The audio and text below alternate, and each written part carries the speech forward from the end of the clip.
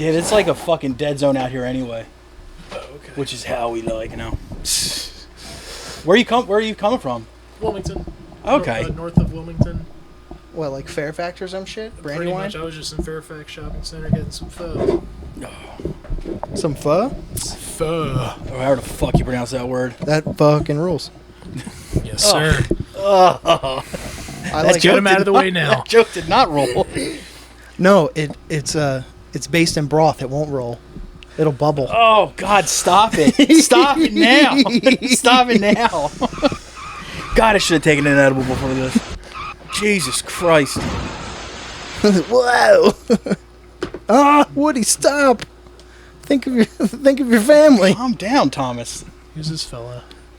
This is Frankie McDonald. He's a Canadian guy who gives weather reports in places he's never been before. Yeah. Oh, okay. He's been all over the internet. No, I knew. I just didn't recognize him from behind. That's all. Yeah. Oh, well, you never seen him from behind in his videos? Weirdly enough, no. He's usually in frame. Oh, I love that fuck. That's another gift I got. Uh-huh. Nothing. I got that before the podcast. We got Bennett gave us this sweet goose because we're such silly geese, I guess. That's nice. See, now I hate getting gifts. That's like definitely not my love language. So did I forever until suddenly. We weren't like the thing was, we have a guy who's been on the show multiple times named Mike Murrow, and he's brought us gifts. And then my good friend Matt from down Maryland, he comes up often. And what it isn't really giving us gifts as much as those two trying to outdo each other. Oh, okay. And it's like this back and forth, and it's to the point where you're like, guys, stop it. You're adult men. You should save some of this money for like a rainy day, or just, buy something nice for your significant other. Or groceries. A throw pillow or a tapestry for your home. Yeah, that's from Matt. That's from Mike. That was part of the war. It's ridiculous. But Lafferty crushed him with this centerpiece. He just pulls up with his centerpiece. He just pulls it out of the bag. Oh, that's a one piece? Yes. And it's a music box, too. I could wind it up, but I won't. Oh, damn. I didn't know it went to that level. Yes. He did it that day. Damn. Oh, I was pretty drunk that day. Head? You got like the glasses for I Garfield fucking and everything? love him. I remember because we used to have, in school, did you guys have book fair? Yeah, Of course. Scholastic, bub. My mom would always give me, she was always encouraged me being a reader, and all, because I've been a reader since I was a little guy. Well, younger, not little. But she would give me like $20 to go spend at the book fair, which is a lot from back in like the 80s, 90s. A fucking king, dude. And then she would get fucking mad as hell because instead of coming home with actual like prose books like that, I would come home with those like long, fat Garfield collections. Spend on the, Garfield specifically. Garfield, Mad Libs, and Far Side. Calvin Those and were the Hobbes. three I would bring home. I was never much of a Calvin and Hobbes guy. I liked their antics. She's like, I thought you would bring home actual like books. Like, I was like, yeah, but there were like 5 Garfield books there. I was like, I had to get them. It's literature. So, yeah. Let's roll. I thought we were. Yeah, we've been. Welcome to the Irrelevant Illiterate Podcast. With us this week is Dan ChickHolla, a Delaware-based stand-up comedian, which is hard to come by. How the hell we doing? Dan, how are you, bud? I'm good. How about you? Thanks for having me out. Oh. No, thanks for showing up. Thanks for showing up to the murder dungeon. But the hereditary shed. I'm getting a little concerned, all these references to dead zones and murders. The more it's out in the open, the more you get comfortable with it after some time. Where in Delaware is there to actually do stand-up? There's some spots. I'm sure you guys are familiar with Bar 13. Yeah. A little too familiar. I've played in bands for a long time, but I've played there a few times. Same. For listeners at home, Bar 13 is a rebrand of a place that was originally called Mojo 13. Yep. That had a huge clown face. Yeah. It was so big that the door was just the clown's mouth. Yeah. And the rest of it was the freaking clown face. And it is a weird little nether zone. When it was still Mojo 13, it was way sketchier. A lot of bikers, a lot of prostitutes. And then when it became Bar 13, there were still some strange townies at the time, but it was way better than when it was Mojo. Now it's biker chic. Oh, okay. Okay. If it's paying the bills, whatever. I mean, I mean, every time we would play there, like there was actually like more bikers and prostitutes than there were people there to see the show, which made like you getting paid kind of suck, but entertainment value. Yep. Honestly, I think probably doing stand up for like bikers and prostitutes would probably be pretty fun. Yeah, it's wild. It's a wild experience. Not that it's still bikers and prostitutes, but it's still like it's a weird upside. Not that there's down anything place. wrong with that. Please Yeah, come I'm out not to your judging. local comedy shows, guys. Their money is good everywhere. Sex worker positive. Yeah. Motorcyclist positive, I suppose. Yeah, sure. Why Hey, not? share the road, you know? Sure. Yeah. Gotta love a person with a cut-off sleeve vest. You know, or that's all vest. What am I talking about? But that's a place that'll teach you to do comedy wrong. Because if you get like a huge laugh there, then that means that you've just said something wildly, not even offensive necessarily, just not something you should repeat in public anywhere Not something else. that'll help your day job, yeah. Yeah. But yeah, they had Jackson Inn. I don't know if you guys know the historic Yes, Jackson yes, I do. Inn.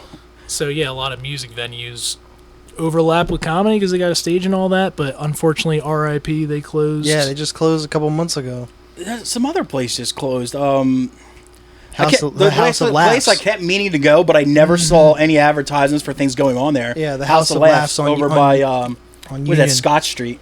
It was on Union. I think it was Union and something probably Scott Street. Scott Street, yeah, because it's right next to. It used to be Porky's. Used to be the place next door to it. And now it's like a big liquor store, but it used to be a big nightclub called Porky's back in the day. Down the Nice. street from Yeah. El Toro. But yeah, like in the same movie, then it was called House of Laughs, and I remember it, and I was like, "Oh, that's awesome, a comedy club!" Like, but then I went and online and looked at the schedule, and there was just nothing on the schedules. Yeah, I showed up the night that they were shut down, actually. I showed up for a Oh, competition. And I went to open the door, and it was locked. Oh, Jesus! And someone came up to me, and they're like, "Are you here for the competition?" I was just at the liquor store, and they said that they're months behind on rent, and that they've been evicted and all this. Oh, man. Sounds like a comedy club. That whole corner of shops has never had good luck staying open. The funny thing is, like, I would never see advertisements like on either website or anywhere else, but they had a fucking like an animated billboard on the way on 95, like heading back into Wilmington from Philadelphia, and there's this lady comedian named Dominique. She went out just by Dominique. And it would just say, Dominique on Thursdays at this place. I'm like, oh, cool. So they actually are doing stuff. And then I went by later on and it was just closed. I was like, that's Dominique's. Yeah. I guess they blew all their money on that fucking billboard. And, I mean, you know? billboards Damn. are like $6,000 a month. And that's like For a a basic decent one. location to have a comedy club, too. You would think. Yeah. It has a parking lot, too. I think. The parking Yeah. people would complain about, because I guess the parking's for the liquor store or Yeah. something? I don't know. Whatever. I don't know if you guys come here for parking talk, but We got it. They do now. This is the parking episode. Why don't you? But yeah. I think I just got an episode And then title. we were actually going to go to, what was it, Belfont? Yeah, Brewery? Belfont Brewery. They had Mike Vecchione was coming through town. is that the Tuned Up or what's it? Bottoms Up? The promoter. comedy? Forget. think it was Bottoms Up. Yeah, with, And then like ended up just getting canceled like 2-3 days beforehand oh shit. because of low ticket sales. Oh, I assume that place is doing great with Rob Stan and Jim Kelly. It is. Well, maybe they couldn't afford what Mike Vecchione gets paid. I don't know. I don't know. Yeah, maybe. I don't know, man. But we were excited as hell. Yeah, I've always wanted to go to one of those joints because they always have a great lineup. You know, Jim and Rob are real funny right off the bat, so anyone they bring is great. Yeah, we've been trying to get Jim and Rob on the show for a while. Still working on it, but yeah, I mean, like we go to Philly for comedy shows. We go to Baltimore for comedy shows, but it would be nice just to have something, you know, local, Newcastle County, just something at home, just to say this is Delaware has something Ours. going on. Well, you brought in the right person. Nice. It's first Friday of every month, Theater N, right in downtown. Oh, that's right. Orange There's- Street.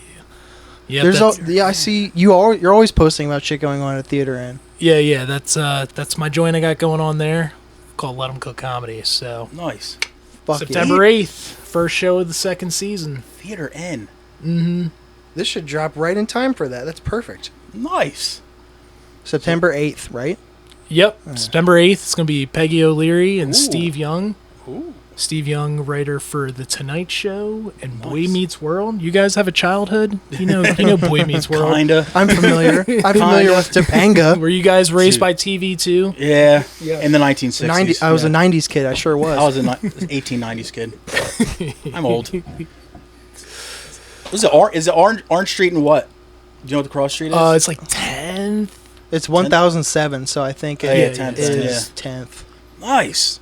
Yeah, it's a great spot. Then I guess I know where we're going on the 8th. Yeah, I'll throw you guys on the comp No. list. No, we'll Now pay. Hell yeah. I, Oh, we gotta pay. I like to patron things that Yeah. people are putting on. Because if especially I around want here. something in Delaware to keep going and keep being Yes. successful, It needs. I gotta put money into it. I can't. I appreciate the sentiment. Yeah, I I was do. so conveniently forget anyway, so I'm glad you're cool with that. Who's here? I don't fucking know those guys. Who? Which Dennis McGonigal? Yeah. I heard there's more than one. Is there is a tall guy and a fat guy? Never seen one of those before. Yeah. What, they do a podcast out of a shed/studio? What? No. I don't know them. Oh, Christ. I saw you were in Philly's Funniest too. Yeah. I was very briefly in Philly's Funniest. How- That is correct. How'd you do? I will tell you how I felt afterwards, Uh-oh. which was depressed and ready to Oh. quit comedy. But other than that, it was great. Was it because of the people who were on you were on the lineup with? Like, Yeah, actually, it was crazy because I had, I think, the second hardest lineup. Like, I even knew going into it because, you recognize most names. It's only so big of a scene. mm-hmm. And I was like, ooh, boy, I'll be happy to get 4th or 5th, and that's not good enough to make it. Yeah. Mhm. But, yeah, one of the best people in it, I don't want to name drop because it's kind of a Go weird... for it. It doesn't Well, matter. because he bombs, so whatever. But he's like, a regular... Tyler Wolf, I'll just fucking name drop Yeah. him. Really funny guy, blah, blah, blah. He went up first, didn't go great. It's kind of like a weird energy. Yeah. To where it's kind of a bringer show. Most people there Yeah. It there is. to see other people. So before the people that go up go, they're kind of like, fuck this guy, until they see their person go up, and then they're ready to laugh and all. But I ate shit that night, fellas. I went up 4th, and that was not good. Was it you or was it the crowd that night? Well, I, of course, will blame the crowd. As any one does. professional should do. Yeah. I was actually looking at some of the lines because we had a couple friends that did it too, and there is some it was some real lopsided lineups. Oh, yeah. Like there's some of them. There's guys that have been like killing in New York shows and stuff, and going on tour with bigger acts and stuff like that, and you're seeing them on it. Then it's damn, everybody else has to go up against that. Didn't our boy Mac. wasn't he on the same day as Drew Montana and Yeah. shit? The placers in his round were Drew Montana, Maeve Hennessy, and Thomas Patrick. Murderers. Yeah. And our good boy Mac, he He did his best. blew the light. I I can't wait to make fun of him for it. I said this to Sarah Bell. I was like, if he didn't blow the light, he would have placed. And she was like, everybody says that. And I was like, fuck. No, he did do good. He did good. I was there. That's when your mom was all those kids at school are just jealous. Yeah. And you're no, your kid's stupid looking and he's bucktooth. Just do something about that. Nah, he'll be back next I year. think for sure. Gene Meyer did it too. He did. He did super well. He said. I think he too. placed, but he couldn't. He had to. He had couldn't to, do the follow up because he had to go on tour. Yeah, with he his band. he rescinded his spot to somebody Ah, else. It's I'm sorry, I'm too cool to make it out for the Right. quarters. Sorry, guys, I have plans. So all the other guys, yeah, I know you wanted a spot, but Here, I guess you can have mine. shout out Gene, my favorite fucking Dude, I love mobster, Gene. my Russian mobster's son cosplayer.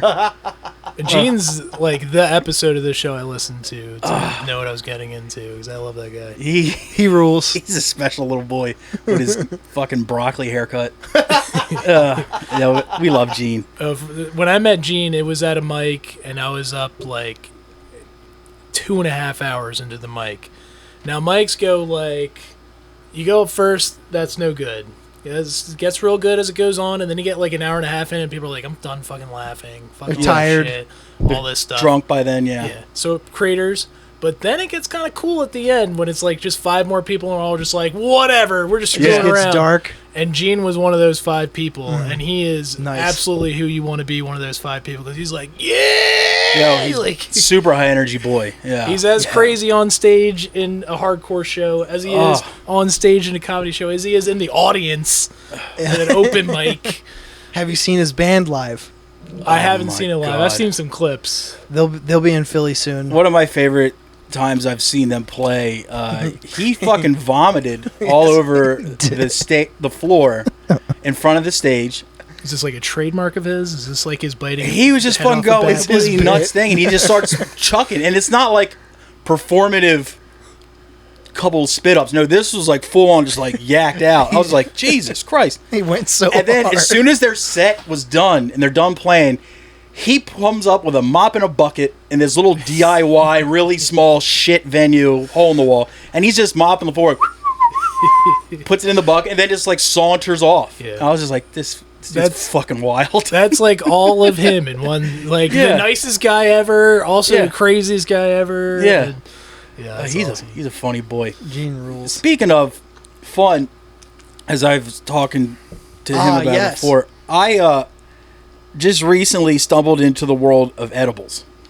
Oh, right. Now, I'm a lifelong person I haven't fucked with any like real drugs since I was probably 18 years old. So what was that, 45 years ago? But I recently stumbled into edibles just because I needed something to mellow out, and it's been an adventure, and I decided to chronicle it this past weekend. I took edibles both days. Just as simple as just 10 milligram gummies. And I wrote them down in a new segment I'm pitching to Thomas called The Edible Diaries. Now, this could really fucking flop. Yeah, I'm getting uncomfortable already. Or I know nothing about these. By this, the way. Didn't you guys talk about on one of your podcasts about a stand-up special that was like premised on someone taking too many edibles? Yeah, and then, this dude Mike There's Cannon. 2. He's done it twice now. and it was called like "This Is a Bad Idea." I think so. Something along those lines, yeah.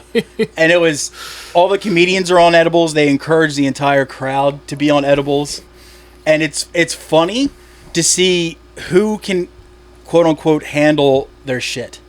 Like some of the guys, the people you know that are like seasoned like drug veterans because they talk about it in their acts and stuff like that, they were still getting jokes out, and to keep the thing going, it's all crowd work. But to keep it going, they had like this bucket of like little cut out piece of paper with like topics on it to pitch out in case you just had nothing to go with. And it's funny, like the start of the show, like the first 2 comedians on both, they did good, they did well, and they're fine. It was like a little wonky at times, you know, they're not their usual good selves. But then in the middle, you can tell there's people just like professional comedians that you've seen like hundreds of times are just like on stage, just like deer in headlights, out. sweating and shit. And then later, as the show goes on, it just gets worse and worse. And it's actually kind of unwatchable, but it's watchable in the fact that like I just want to see where this is fucking going. And the best one I saw on there of one of the 2 was Yamanika Saunders. She just got up there and just berated everybody in the crowd, and then constantly while talking about how good her hair looked and shit. And I was just fucking loving it. But some people on there are like Chris DiStefano, fucking hysterical. He went up like second. That's why. And he was like panicking, like while he was on stage. I was like, it's weird seeing that dude like not have confidence. Well, what a lot of them didn't think to do is that they all took him at the same time. Yeah. So throughout the show, people are getting hit later on in the taping, and like by the end, they're some of them were like half incoherent up there. It was entertaining. It's tough to say that it was funny, but it was worth a watch. It's definitely it was entertaining as fuck. It's kind of a cool idea, but I learned early on, like you feel like when it first kicks in, you're like, oh, you're just chilled out, and it's like about an hour, 2 hours. And then all of a sudden, you're too fucking chilled out. Everything's hilarious. You're like dead focused on one thing, and everything else is just crawling. It's like, but you know, I was fucking enjoying it. And then later on, it's gone, and then it comes back again. You're like, but the first thing, have you ever This is the first thing I wrote down was, you ever heard the Stevie Wonder song, Isn't She Lovely? Mm-hmm. Many times. I was walking around my kitchen singing that song while making a sandwich, but I was singing Isn't He Hungry? I was just like smacking fucking mustard on a piece of bread, like, Isn't he hungry? And I was just laughing hysterically while I was doing this. Wait, I'm gonna need more than that than just the mumble. Isn't he hungry? Isn't he hungry? Isn't he blubberful? I was killing, dude. And in case anybody at home is wondering, it was pastrami and Swiss on rye with Dijon mustard. Well done. Lettuce I and was wondering. Lettuce Thank and tomato. Lettuce was kind of getting wilted, but it's still all right. Number 2 here, it just says, I think my dog wants to chill with me more. That's what's up. Hell yeah. Which one? Oh, it was Zeke. Just Of like, course. it just kept like coming up and staring at me. I was like, you want to come on the couch? And he would come on the couch and just sit with me. I was like, hell yeah, dude. And I was like, this happens all the time with that dog, but for some reason I was really into it that day.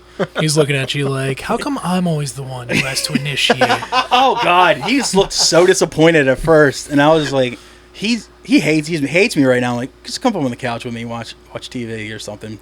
But yeah, and then my aunt and uncle came over, they're these people that like just show up unannounced, which is a cardinal sin, as we've discussed before. Mm-hmm. And so Episode 3. I just wrote, my aunt looks like she would date Beavis. I don't know what that means. Well, dude, she can preserve her sanctity forever because we all know Beavis Yeah. never scored. And then they started talking to me about how much their mailman sucked. What? Yeah, that's the topic of conversation, because I was like, what's good with you guys? And Oh, man. that's where it went. And so I just wrote this on my phone. It just says, when I see my mailman out in public, I'm like, hey, get out of here, man. I don't know what the fuck that means, Okay. but I wrote it anyway. And number 5 is, I noticed the app you have up is text. I just text to myself. Okay. Because I don't know. See, I went from an iPhone 6 to, this is a 12, or I think it's a 12. I don't know. Don't look at me. But it's I like, didn't buy it. I don't know shit about smartphones until I got this, and this is only like 3 months old. I'm just so relieved that you are the person on the receiving end of this. Yes. There's not Yes. some poor. You're not texting this to your aunt. Like, Oh, you no. look like you date Beavis. Or especially when the next one is, where is it at? My uncle looks like he puts the bag in his mouth while he eats chips. Don't know what that means. See, that's where it was really, where my mind was just fucking floundering. Number 6, though, I don't mean to get political here, guys, but it just says, why didn't the Donald ever call her Nancy Pelosi? Yeah, and that one, that one got me. That's for quite a minute. rib. And then I was talking to a friend of ours, the Outlaw, about how much new metal is stupid. And Careful, dude. And how much I hate new metal. He's dangerous. And we were talking about the Cottonmouth Kings. You remember the Cottonmouth Kings? Really Sure. shitty band. Dirt bike metal. I just wrote down, why would anybody want to be the king of Cottonmouth? That's stupid. And then we got, brushing your teeth is tight, #Army Strong. Yeah, I'm with that one. Yeah. Brushing your teeth is pretty tight, dude. Especially if, like, Shout out to the troops. dude, shout out to the troops. Make sure you guys are brushing your teeth. Get that sand and grit out of there, man. And then, lastly, I think this is the last one. It just says, British people be all like, I've just shattened in the loo, giggledy-piggledy by crackers. Say this in a shitty British accent. But I didn't say it in the shitty British accent because I wasn't paying attention to what I was doing. But yeah, that was Saturday's first thing on edibles. And what I didn't know is that it stays in your system for longer than like smoking weed was when you're in high school or whatever. And I took another 10 milligram gummy the next day, and it just kind of impounded on the what I'd taken the day before. And I spent the entire day just like half comatose reading a book. And honestly, I was crushing books, dude. Like, I'm a fast reader normally. I finished the book I was reading and started on that Sam Talent book you gave me. Hell yeah. And I'm already halfway through. And I was just crushing. I was like, dude, this is the most focused I've ever been on reading in such a long time, dude. But yeah, that was What's it called? What's this segment called? the Edible Diaries. The Edible Diaries. I haven't come That's to what it anything is. more clever yet. But I don't yeah. know why I thought you said Chronicles, but Like, there was other things, but this was just like stuff where like I was laughing so hard at these really dumb and innocuous things, to the point where I was just like, like sound like a fat guy going up a flight of stairs, and just, well, me Yourself going up a flight of stairs. And yeah, but I was perfectly on this one floor the entire time. Just like, it's like I'm like laughing, I'm just like saying it over to myself and just making myself laugh. And it was just, I was like, dude, Yeah, not today, split level. quit telling people I live in a split level, man. Hey, I'm not bragging. I'm not trying to be braggadocious. Well, not to break this up, I'm sorry. Go for it, dude. No, that's the That thing was it. about edibles, though, is that, you know, how strong it is and stuff. I was on the fence for a long time because I don't drink anymore or whatever. Yeah. But I was like, I could probably still do weed because, you know, we grew up on bullshit weed. Yeah, really bullshit stuff. Not to be like kids these days, but like Yeah. kids these days don't know. You had to like be a marijuana networker. Yeah. Be like, you didn't just have to know a dealer. You had to like, but who has stuff that'll like actually fucking get you high is like. And no matter a what, you had to requisite. stay in contact with them for as long as you could. Dude, good weed was like a new thing when I was in high school. Yeah. Yeah. There were kids who were in the know, and they'd be like, "Yo, we got this crazy shit from wherever," and everyone's just like, "All right, cool," and just buy it anyway. Yeah, So they would like tell you like some crazy ass name for it. And you're just like, whatever. Here's my $20. But Yeah. just take it, will you?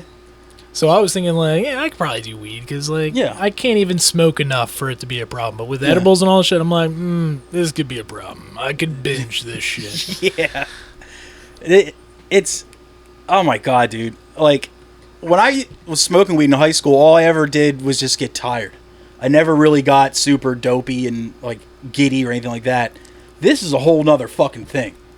Like it's like an entirely different effect than I've ever had on marijuana before in my entire life. You want to get tired again? Oh my god, dude. You want to know why? Why? It makes you more like that because when you smoke it, you're getting more of a head high because the smoke is going into your lungs and it goes up to your brain. But when you eat it, your body is breaking down the chemicals like it's food, so it goes to your kidneys more directly, and you get more of a body high, if you will. Huh. I just still think it's kind of funny that I went back to drugs when they made them edible. It's kind of on brand when you think about it. It's kind of on brand. To imagine my surprise. If they get Dijon heroin, Yeah, like, holy shit.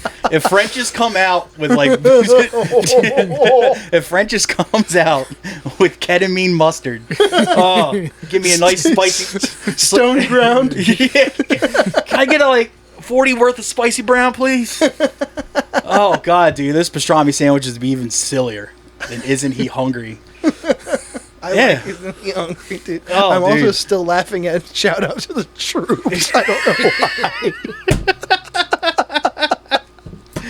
Oh god, I forget what it was. I was like looking at Instagram, and someone had posted like a picture of their kids or some shit like that, and it was like yeah, it was like pictures. They had like hashtag family, hashtag beach, hashtag this, hashtag then like the last one was like hashtag I know who it was. hashtag Army Strong, and I was just like, and it's a picture of a lady and like 3 kids, and all the kids I'd say were under 12. So I'm like, I know she wasn't in the Army because I've known her whole life, and none of those kids are old enough. So who the fuck is the hashtag Army Strong for? That sounds like stolen valor, dude. So I would have just like, all right, well, fuck it, brush your teeth, Army Strong, take a shit, Army Strong, yeah, like whenever you're procreating, just stop and like, let's take a second, and think about how we wouldn't be here if it weren't for the troops. Coital wouldn't exist. Oh, dude, that'd be great. Like you just walk to like a restaurant or a coffee shop. It's like, look, I was debating whether to come buy coffee today because I was going to donate to get prosthetics to people that lost their legs in Desert Storm. But here, I'd like that decaf, please. Wouldn't you know it? Now you can round up and donate. So they got you on both sides. Yeah, but yeah, I don't know, man. You can donate with coffee or without coffee. The choice is on you. Yeah, Yeah, but it's probably going to some bullshit woke cause like, children hunger in third world countries or something. they're so hungry. What? No, why don't they eat each other? That's actually kind of weird that cannibalism doesn't happen more often. It's probably because we're biologically opposed to it. I think it Says happens you. exactly as much as you think it would. It's just not publicized as much. True. You're not like, oh, I ate my uncle. You're I like, he starved to death. I don't know if I was a person who didn't want to donate, and then all of a sudden somebody comes on the stream and is like, look, if you don't send this girl $5 her brother is going to eat her. Oh, I'd be like, man. oh fuck, like okay, I'll send it now. Like Jesus Christ. Like, now it's real. First, I just worry about that fly that keeps landing on her eyeball. But now it's like, damn, like, you don't send these kids money, they're going to get eaten by a relative. You're like, Jesus Christ. Yeah, it's a good thing cannibalism isn't normal. So I'm someone who, like, thank God I have my wife, because if cannibalism were normal, I'd be like, I would gladly be your meal. My wife would be like, no, Dan, like, don't get eaten by other people. You're worth not getting eaten. Yeah. We need groceries. It's like, look, please don't do this. It's like, look, honey, if we're ever, like, in an airplane and it crashes in the Alps, what I want you to do is make sure you lightly season me with salt. Kosher, please. And it's like, don't you dare eat me bland. Because that kind of be like an insult. No pun intended. Insult, maybe. But, yeah, like, dude, did you ever see that movie Alive? About the soccer team that gets, like, left, like, the plane crashes in, like, the mountains and shit, and they end up eating their teammates. Sounds like a bummer. They're just, like, cutting, like, little pieces out of the people's butts and, like, cooking that shit up. Dude, I could feed that whole team. I was like, and that's the only part they showed them eating. I'm like, why wouldn't you start with, like, a leg? Well, Like, why go straight to the butt? you could lose some ass meat and be okay. I It's guess. fatty. It's probably tastes better. Maybe. Depending on the proportions of... Oh, I'd be fucking done. Also, how are they preparing it? Nothing. They were just putting it over open flame. So open flame. Yeah. Okay. So it wasn't like it's not like they were doing slow and low, you know, with a nice dry rub or anything like that. Hey, where's the cast iron? I feel like human butt has to be braised. Yeah, definitely. Like a pork shoulder. Yeah. You'd want to put that like a slow cooker over some hickory chips or something. You're doing a disservice to the pork, but to the human butt. That's almost like a whole weekend process of cooking that. With Yeah. a human butt. Dude, this is some lovely talk. Okay. I have silence at the end. Of I have a love letter I need to present. Oh. As listeners of the show know, this is the language of love, by the way. When you're scrolling Instagram, you can sometimes stumble across a page, and if you dare to check the comments, you'll see many love letters to said person. So this person, Shout out to my Desi brothers on the internet. You guys are fucking killing it, and I love you. and so are the Uzbeks and the Uzbeks, and dude. the Slavs. Dear Taylor Swift, post Uzbeki flag, please. But this is someone you and I are both fans of, and that's Wise Words from Neve. Oh, she's fucking hilarious. You familiar with Neve? I'm not. She just gets up there and posts and like just says like the really just worst wordplay pun dad jokes ever. Like joke book jokes you've ever heard. Yeah. And her cringy delivery is totally intentional. Yeah. And it makes it so much funnier. It's to me. Dude, it's fucking hysterical. I sent you like 3 from my personal page, so check them out at your leisure. Oh, there's if I can do the best to do the best service to the audio format, one of these says point of view, the weekend kicks in and you're acting up, and she's doing like a jaunty little doo-doo-doo dance. So it's like one of the jokes was it people that have more birthdays live longer or something like that. It was like just stuff like that, and then she stares awkwardly at a camera for like a solid minute of just dead space, and that just like makes it even funnier for some reason. But yeah, her comment section. Oh boy, fuck, dude. Well, first, there's a guy who comments on all of her posts, and his name is That Comments Guy. And there's like self-aware because the internet is a hilarious place. A lot of the people who follow her look forward to Comments Guy, so people say things like smoke coming off his keyboard right now, no doubt. This guy actually posts like I'd say a full paragraph of like this, and it's all like just this love letter to this girl, and it's never anything like rude or crass, gross, anything. It's just like you're fair beauty and all this shit, and it's just this long like you're whimsy and all this. I've got some. It's don't worry. Great. Like at Keishan J said, all capitals, "Whoa, where's the paragraph guy?" And he delivered.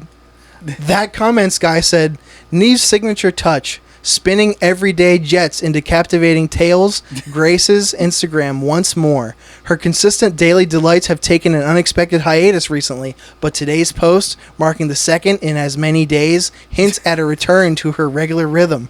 This resurgence coming amidst the playful undertone of her recent escapades with the law and subsequent adventures while on the run only adds another layer to her enigmatic charm.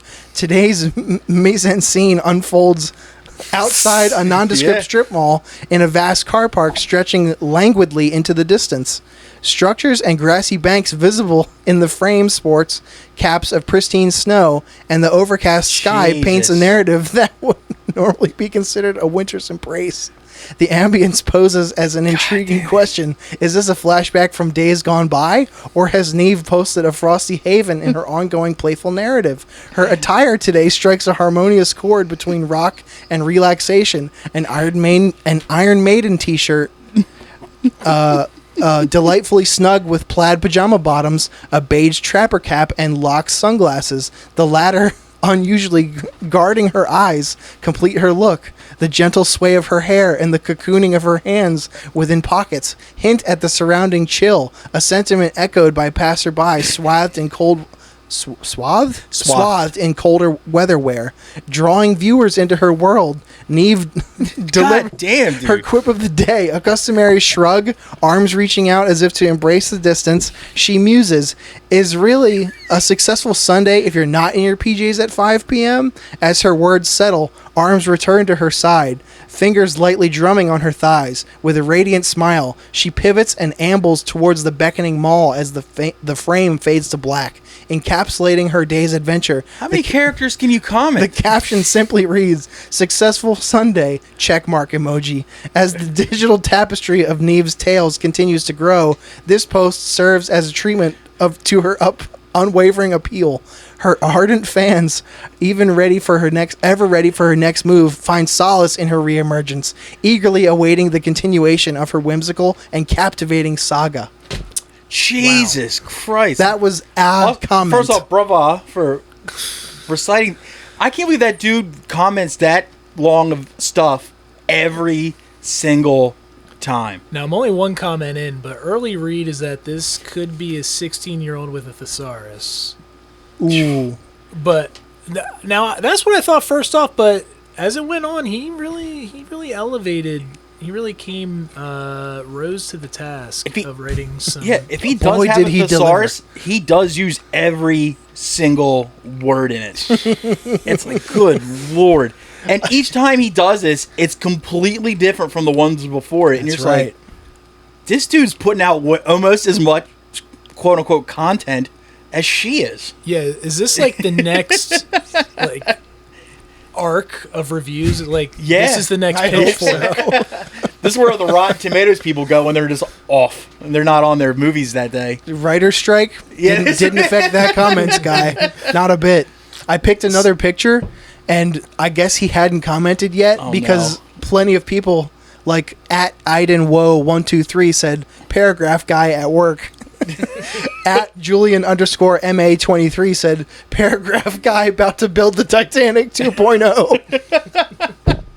I wonder how long it takes him to fucking. I wonder if like that's like off the dome, just comes to him right away, or does he sit down and think about it and like workshop it to himself and Yeah, I gotta see his draft folder for sure. I want to see his process, right? Percado54, give him time, he'll be here. I mean, you got to give him time. The guy's writing a goddamn sonnet. At for Laura TK 2K, he's typing right now. Jesus. Has Nave ever addressed this? I don't know. I think she should. I should check the replies. And they get she's like gonna get mad. It's like this dude's getting almost as much attention on her post as she is. Should I read another one? Please don't. That's so long. It's so long. Okay, well I'm gonna shit on the parade, and I suspect AI. Oh fuck! I didn't think about that. I think he might be describing like the video and like putting it into like a Chat GPT like prompt or something, and going the lazy funny way. You fucking asshole! It's like you're gonna tell me like that's like saying like Santa's not real. Like you just ruined that for me. This is Is he this is all alleged. Is I it don't recent know. enough that it would be AI? It's pretty recent. Yeah. It's within this year. God damn it. I know that much. That's just what I smell a phony because there's too much. I don't know. I don't want to start beef with comments guy in this podcast. That's that smoke I don't want, man. Comments guy. I don't want smoke from that guy. At IRR and ILL, do your worst. Yes. Yeah. Oh my You god. just got to start like bringing the same poetic language, but all sarcastically. Like this guy, The thinking- jocularity. Quote unquote. Did he just call us knob jobs? Like, You fucking knobhead. oh, How about some news? I love news. I brought news stories. Okay. What do you got, dude? Let's see. Here's one. Is there any otters stealing surfboards in this week? Better. Oh. Ron DeSantis has vowed to start slitting throats on his Jesus. first day of presidency. Governor Ron DeSantis spoke at a Republican Party dinner in Des Moines on July 28th. A recent survey of Florida voters found that just 15% think that DeSantis is most likely to be the Republican nominee for the 2024 election. Due to his during his recent three-day trip to the early primary state, the governor spoke at a barbecue in Rye hosted by former GOP Senator Scott Brown. In remarks recorded by New Hampshire Public Radio, DeSantis said, "We're going to have all these deep state people. We're going to start slitting throats on day one." Jesus Christ, dude. While there is no suggestion that DeSantis was speaking literally, Newsweek has contacted his presidential campaign asking if the governor stands by his remark. Norm Olson, our barbecue attendee, who described himself as a GOP primary voter, told New Hampshire Public Radio that he disapproved of the governor's comment. He said, "If I was in charge of his PR, I would have said, don't use that terminology." DeSantis said on Sunday, "We're going to ensure the woke agenda ends up in the dustbin of history." Hell yeah, brother. Jesus Christ, dude. The governor also vowed tougher action against Mexican drug cartels, saying, "At the border, they're going to be shot stone cold dead." Oh my God. In Florida, DeSantis has passed the Stop Woke Act, which bans educational establishments and businesses from teaching anything that could cause people to feel guilt, anguish, or any form of psychological distress based on their race, national origin, or sex. Let me see. The extension sparked fury from campaigners who accused DeSantis of homophobia, dubbing the bill the Don't Say Gay Act. After Disney publicly opposed the policy, DeSantis stripped the entertainment giant of self-governing powers it previously enjoyed around its Florida theme parks.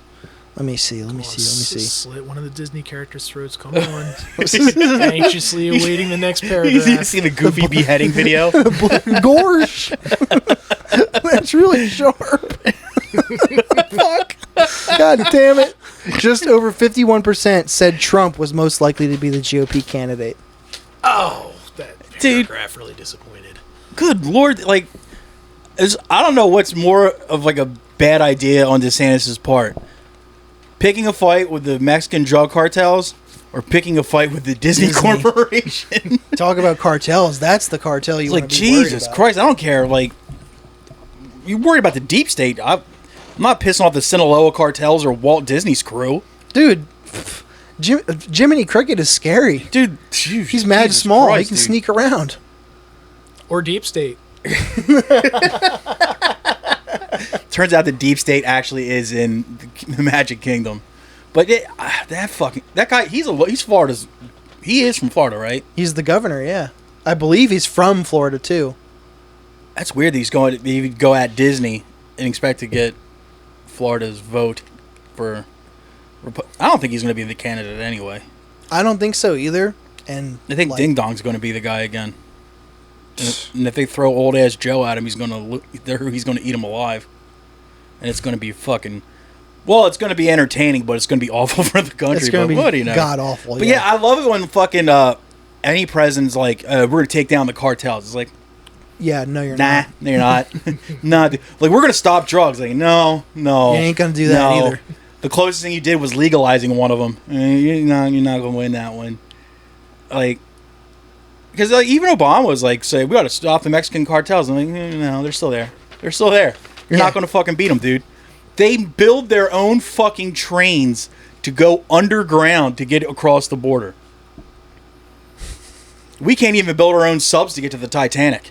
And these guys, the cartels, though, Jesus Christ. I think I hear where you're saying that if you can't beat them, join them. You've had so many presidencies going about this the wrong way. Dude, they got to team up with the cartels. Holy shit. We instantly go third party. It's a Republican, Democrat, and Sinaloa cartel. Yeah, just like, Mickey Mouse, we're coming for your ass. You're in the voting booth, all of a sudden the curtain pulls open and like some guy puts his head in and is like, Nah, not some guy. Tweety Bird with the gangster outfit. So him dude with an eye drop, with a teardrop tattoo and a Tweety Bird on his throat. Nah, the only contenders to take down Disney is LT, dude. Looney Tunes. Yeah, what was the deal with the gangster Looney Tune era? I love that shit. I think it's so funny. It. A foregone era for sure. Like just Taz, like wearing like baggy pants. Taz was the best. Oh, dude, and a backwards hat. I love that shit. Yeah, I've got a Popeye just like jacked up and just throwing all the chips in at a poker table. Oh, hell yeah, dude. I like to wear that with a nice black tweed blazer. Fuck yes, dude. Of course. You're getting whatever that... You know what else I miss was they had like the cereal box ripoff t-shirts. Do you remember those by any chance? Uh-huh. There was one that was like a Frosted Flakes box, but instead of Frosted Flakes had frosted rims, and it just had this car with like nice ass rims on it. And Tony the Tiger had like a gold tooth with like a jewel in it and shit. So stupid. Instead of Honey Smacks, they had Money Stacks, and that frog just had like tons of money in this. Oh, dude, it was all airbrushed, all made in Wildwood, and it was just so good. I do feel like Wildwood is 90% of that market. I think even the stuff that we would get at the Delaware beaches was just like shipped in from Wildwood. Rehoboth gets the leftovers. It's probably the Sinaloa cartel. That was their side hustle. They got the ferries. Nah, dude, that's the Vori. Yeah? All the J1s from Russia bring that shit over. Yeah, you think so? I feel so. See, the way I think it's human trafficking, heroin, and then airbrushed boardwalk t-shirts. Yeah, and their day job at Core Brothers, of course. No, they were Dippin' Dots, man. Ice cream of the future. Nah, Candy Kitchen. Oh, damn. You tell me don't tell me the saltwater taffy down there. Hey, I'm not saying, I'm just saying. Don't tell me, man. Bunch of dudes in fucking Adidas tracksuits like, you buy the saltwater taffy, yes? I'm like, yeah, I'm sure. Saltwater's made from the tears of human trafficked teenagers crying. We open the cargo ship and collect their tears. Oh, man. Oh, what? Sorry. Far? On a equally sad note. Oh, God. A boy with autism was kicked out of a New Jersey movie theater after using the bathroom with his mom. The evening was supposed to be special for one Christine Gallinaro and her son. They had tickets. Ooh, this reading thing. To Disney's Elemental, showtimes at Cinemark Hazlet 12 in Monmouth County. Gallinaro's son, who is 15, is nonverbal and has autism. He loves watching most movies until the end, often insisting they stay in the theater until the final credits are rolling, his mother said. That's just a smart kid, not missing a cutscene. Yeah, he just wants to see if someone's going to join the Avengers at the end. Of course. But what was intended as a fun Friday night instead turned dramatic when police were called to remove the mother and her son from the theater on June 16th, according to a lawsuit filed Tuesday in Superior Court of Monmouth County. That's the mother and son. The incident began when Gallinaro's son needed to use the bathroom, and she took him to the women's restroom. There is no family restroom at the Cinemark in Hazlet, according to the lawsuit. My son is not equipped to go into a men's bathroom in a public setting alone, Gallinaro told New Jersey Advanced Media last week. I took him to the women's room. There were other women in the room, some of them mothers. Right away, they see he's with me. They pick up why he's in the bathroom with me, she said, noting that she noticed one woman looking at me and smiling.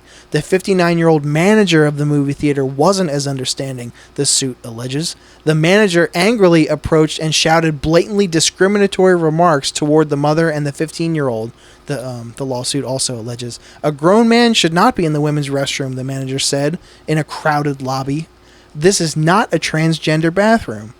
Even though there were no other complaints, the mother allegedly ordered the Gallineros off the property and directed the assistant manager to call the police. The manager headed to another part of the theater where the Gallineros had no further interactions with her. When police arrived, Gallinero started recording on her cell phone.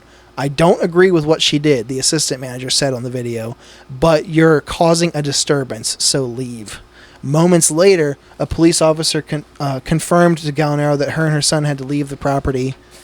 The other officer can be heard off camera telling her that the movie theater is a private business and the employees can remove the customers if they don't want them there. The discrimination lawsuit names Hazlitt Theater along with Cinemark USA, the manager, the assistant manager, and others associated.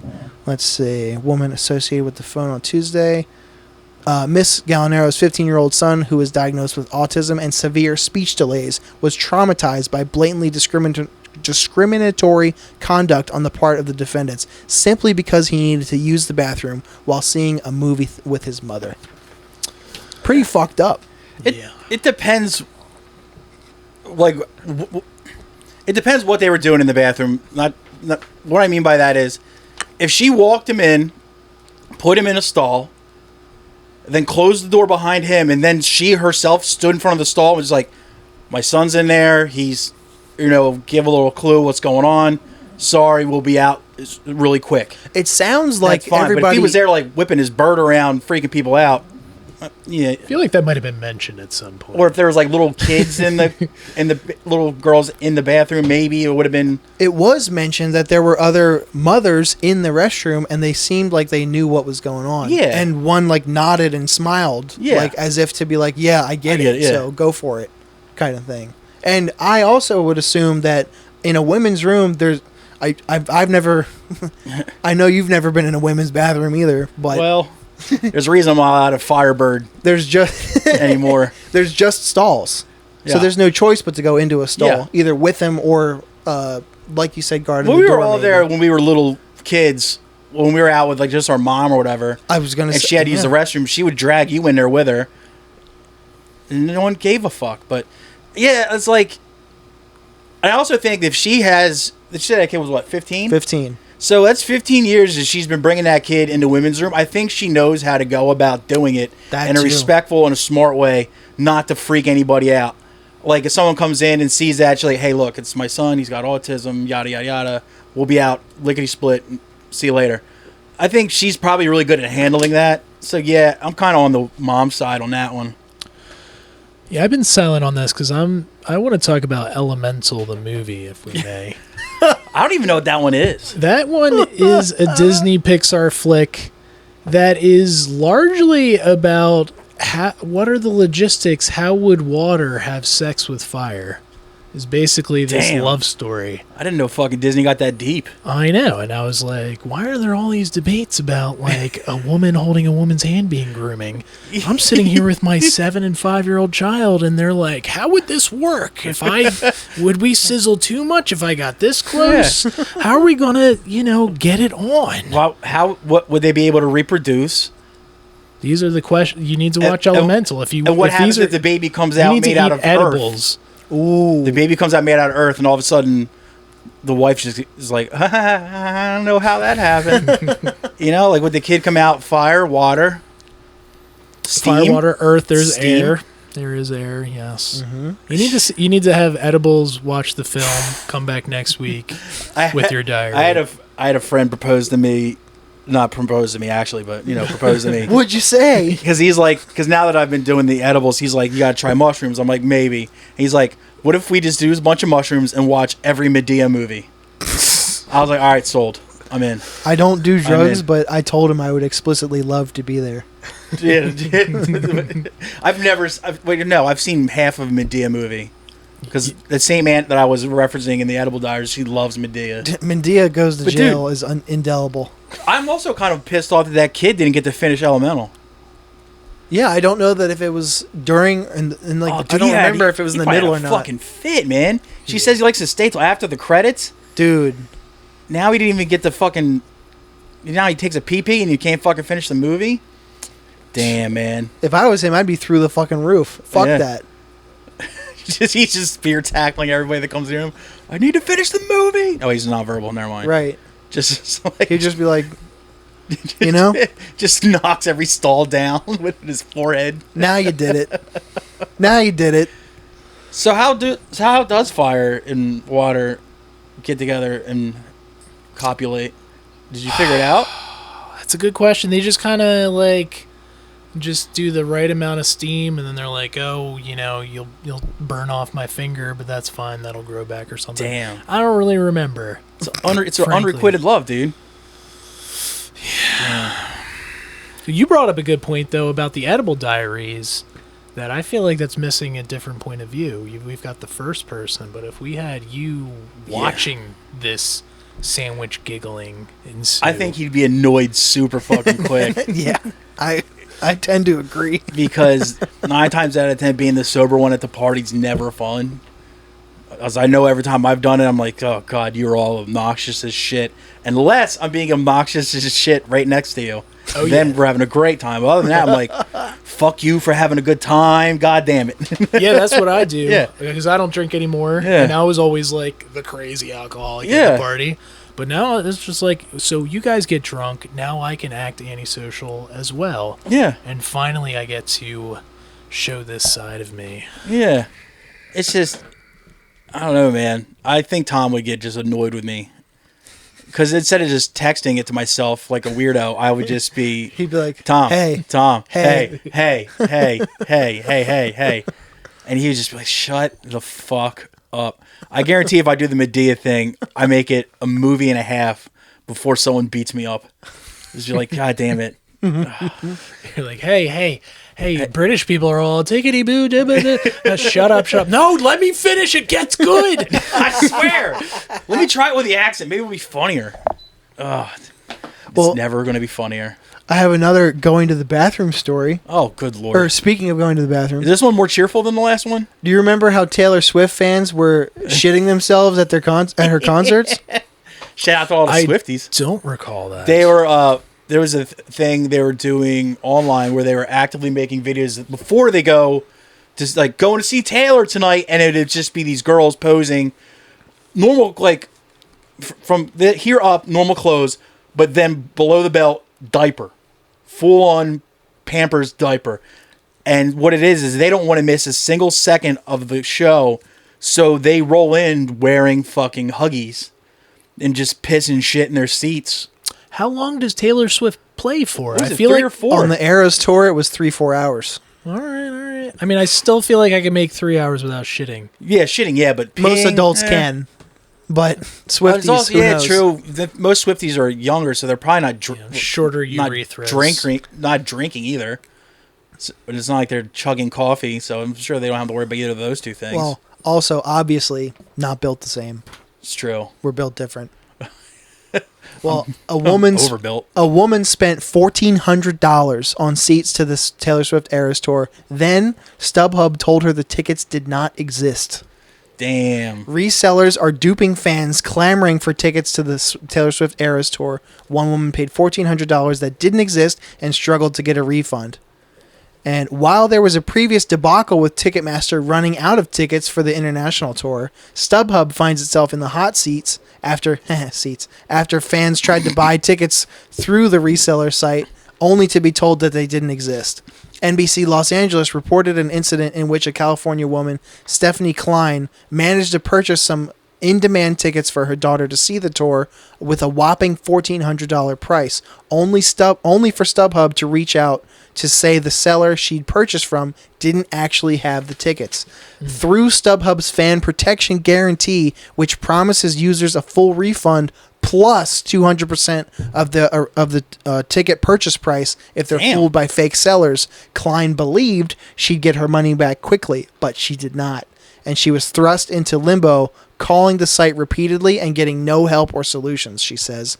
This fan protection guarantee did not protect me, she told NBC Los Angeles. I was given reason after reason, excuse after excuse after excuse. Man, she sure does like after. There's nothing else I could get from customer service. It's like when you're trying to fill an essay with words. I was very, very double space it. It was actually giving me high blood pressure. I couldn't do it anymore. I couldn't spend my precious time arguing and arguing over and over again. And after NBC contacted StubHub to investigate the issue, Klein was offered her refund, but it remains unclear how many other fans are struggling to get their money back after being fooled by fakes online. Representatives for StubHub and Taylor Swift did not immediately respond to requests for comment from Insider, while fans continue to shell out big bucks to get seats at sold-out shows. Not all of them are pleased to have paid the astronomical price tags offered by resellers. I'm embarrassed I did it. I regret it. And I kind of wish I just had a nosebleed ticket, a 31-year-old fan who paid $5,500 for seats Good told Insider. God. Because I just don't feel like giving in this way. I don't feel like giving in this way to the resellers was the answer. So wait, StubHub offers a guarantee where, like, if you get faked, you get your money back plus 200%. 200% of the original ticketed price. There's no way that's like a sustainable deal.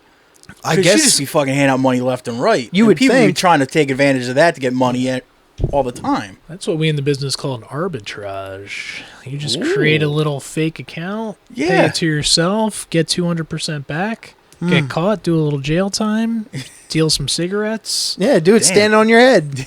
Deal cigarettes and ramen noodles. Ramen noodles hot in prisons these days? Oh, yeah. $5,500 for... Jesus Christ, dude. I don't know. I don't think I'd pay $5,500 to see anyone. Seriously, even my favorite band I wouldn't pay. No. I could spend that I wouldn't go international ticket somewhere. I don't think I'd go into three figures for anything. No. I don't Maybe think a festival of some sort. That's it. Not even that. I don't want to go. Three figure? Hundreds? Yeah. I mean, maybe I'm a cheap bastard. Well, I am cheap, but, still, for one, like, $5,500, that's ridiculous. Instead of giving, like, you just have to, like, get a semester of college or something. Damn. One semester of Wilm U was cheaper than one of those go on tickets. a vacation. You can go on a fucking vacation for $5,500. You can go on a nice vacation for $5,500. Very nice. Yeah, you can go to... Yeah, Jesus. Disney World. Yeah. Slit some throats. Slit some throats. Hang out with the cartel. Smash the woke agenda. Oh. Dude, How what disappointed would someone be if they like went to slit one of those mascots' throats and just like the hide just popped off and there was a human under there? Oh, or if there was nothing under there and just like ha ha ha, and the head like dismembered head's just like laughing at you, like, oh my god, this just got real. Or I slit Mickey's throat and he's just laughing at me, man. They slash through and they get to the circuit board of the air conditioner in there and they electrocute themselves and die. Do they have air conditioners in there now? Yes, they do. Because I remember they said there was that thing. This was years ago where Disney thinks of everything. people dude. were like. The mascots were just passing out left and right. Exactly why. And they also they're talking about like how gross those costumes are with like mites and semen and just all kinds of like barf and just knives, like just like good lord, bullets, strays, bullets, heroin. I got one more story. All right. Sarah Ferguson, the Duchess of York, names her reconstructed breast Derek. The Duchess of York has named her reconstructed breast Derek after her single mastectomy surgery to treat breast cancer. Sarah, 63, had the operation in June after she was diagnosed with breast cancer following a routine mammogram screening. She explained on her own podcast, which I've redacted, no free promo, that personalizing her new breast. Sure, it's a hoot. Or a boob. I don't know. Oh, Jesus. Sorry, I got it. Her new breast was a positive move to help her move forward. Asked why she chose the name, she said, I don't know. It just made me laugh. Speaking of edibles, hold we are talking till about the end. we are talking about breasts, right? The mum of two said she is still coming to terms with her new best friend, Derek. He is very important to my life. He saved my life, she said. speaking on the latest episode You had a of her picture where I thought podcast it would be like, is that a picture of Derek? He doesn't look like a Derek. with her co-host Sarah Thompson, she discussed work-life balance, balancing parenthood, and finding happiness. Now I have a friend, Derek, with me all the time, who's protecting me with his shield of armor. Sarah Ferguson was married to Prince Andrew for 10 years before they divorced in 1996. They continue to share a home at Royal Lodge, a property owned by Crown Estate at Windsor Great Park. She has urged other people to take advantage of cancer screening programs.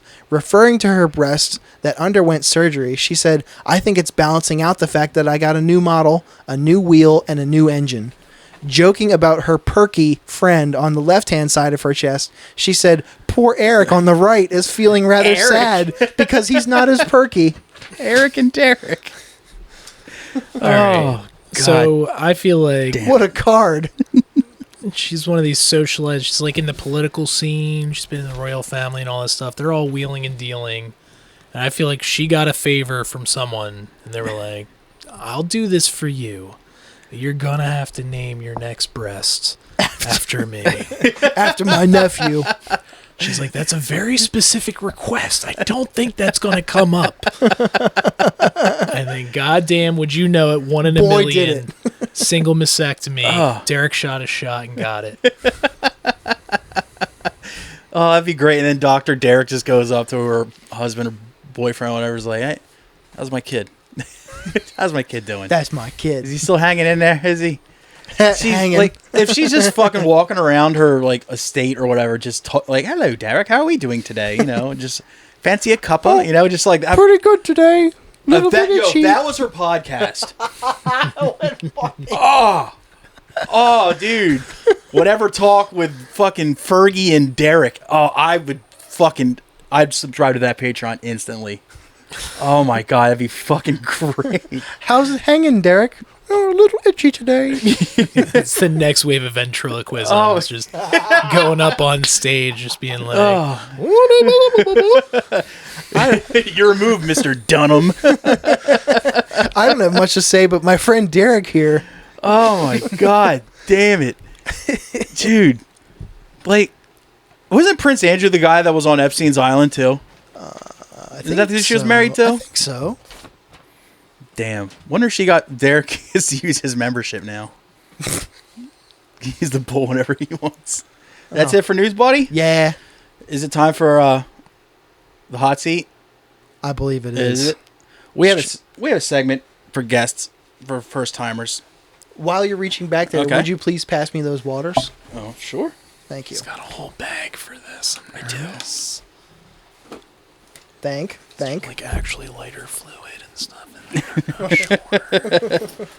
there. There's a crossbow out of the bag. Only knows what's in the bag. These are 12 of the hardest questions you'll ever be asked in your entire life. Goddamn. These are real head scratchers, real hard ones here.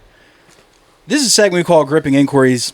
Mr. Dan ChickHolla, are you ready for this? Yes, sir. Yes, sir. All right. Question number 1. Strap in.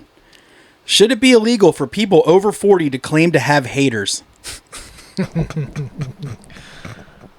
No, because we're gonna be the generation we're gonna be the hater generation. It came up in '90s hip hop, and we are the '90s hip hop generation, and it's not gonna be cringe anymore. Dude, that's going to be depressing when we get super old. Like, you're in the fucking home. It's like I told her I gave my medicine at 1, but she's just a hater. It's like, Jesus Christ, why talking about Carmen like that? And 20 years later, people will be talking about like On Fleek and all that. Oh. Retirement Oh home. man. God damn, dude. By that time, like, all the people that work at that home will be on like some like fucking year 3000 language that won't even be decipherable. Putting on fleek. The fuck? Like, they brought cuneiform back. Like, jeez. Well, correct answer. All right. Great. Question number 2. Do you think Stockton Rush should have slowed down and stocked on better submarine parts?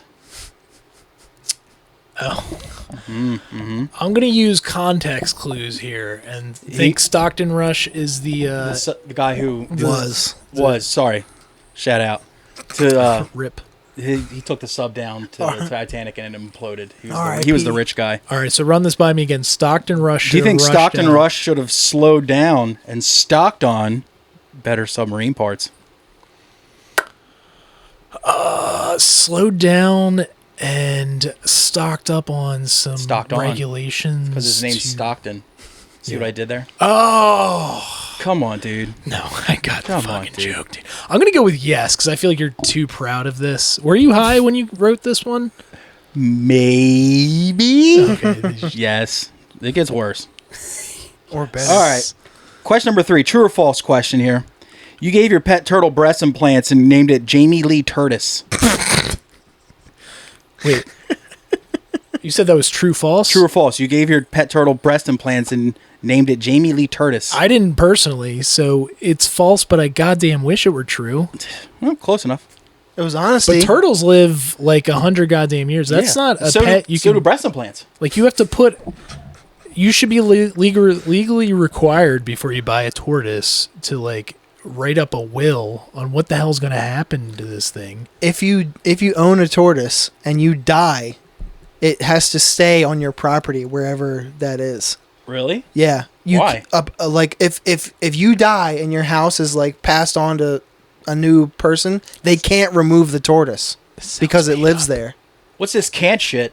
Does he often make up weird Yeah. turtle laws Yeah. like this? Okay, I think that can't be right. Turtle I don't know. lawyer. Turtle. I take my time. Yeah, so let me rethink this now. If I were to buy a turtle, name it Jamie Lee Curtis. Tortoise. Jamie Lee Tortoise. Tortoise. I'm Curtis, sorry. yes. Jamie Lee Tortoise. Yeah. This thing would still be alive in the year 2123, More than likely. and that'd be like the equivalent of there being like a Millard Fillmore reference in someone's turtle name or some shit. Fuck yeah. Shout out to the 13th president. So I don't dog. know if that would be that cool by then. Well, I'm sorry, it will always be cool. I immediately regretted that. Oh my god, his face dropped. I didn't do it. No, it's a timeless reference. I didn't do it. You did this to your turtle. I didn't do it. True or false?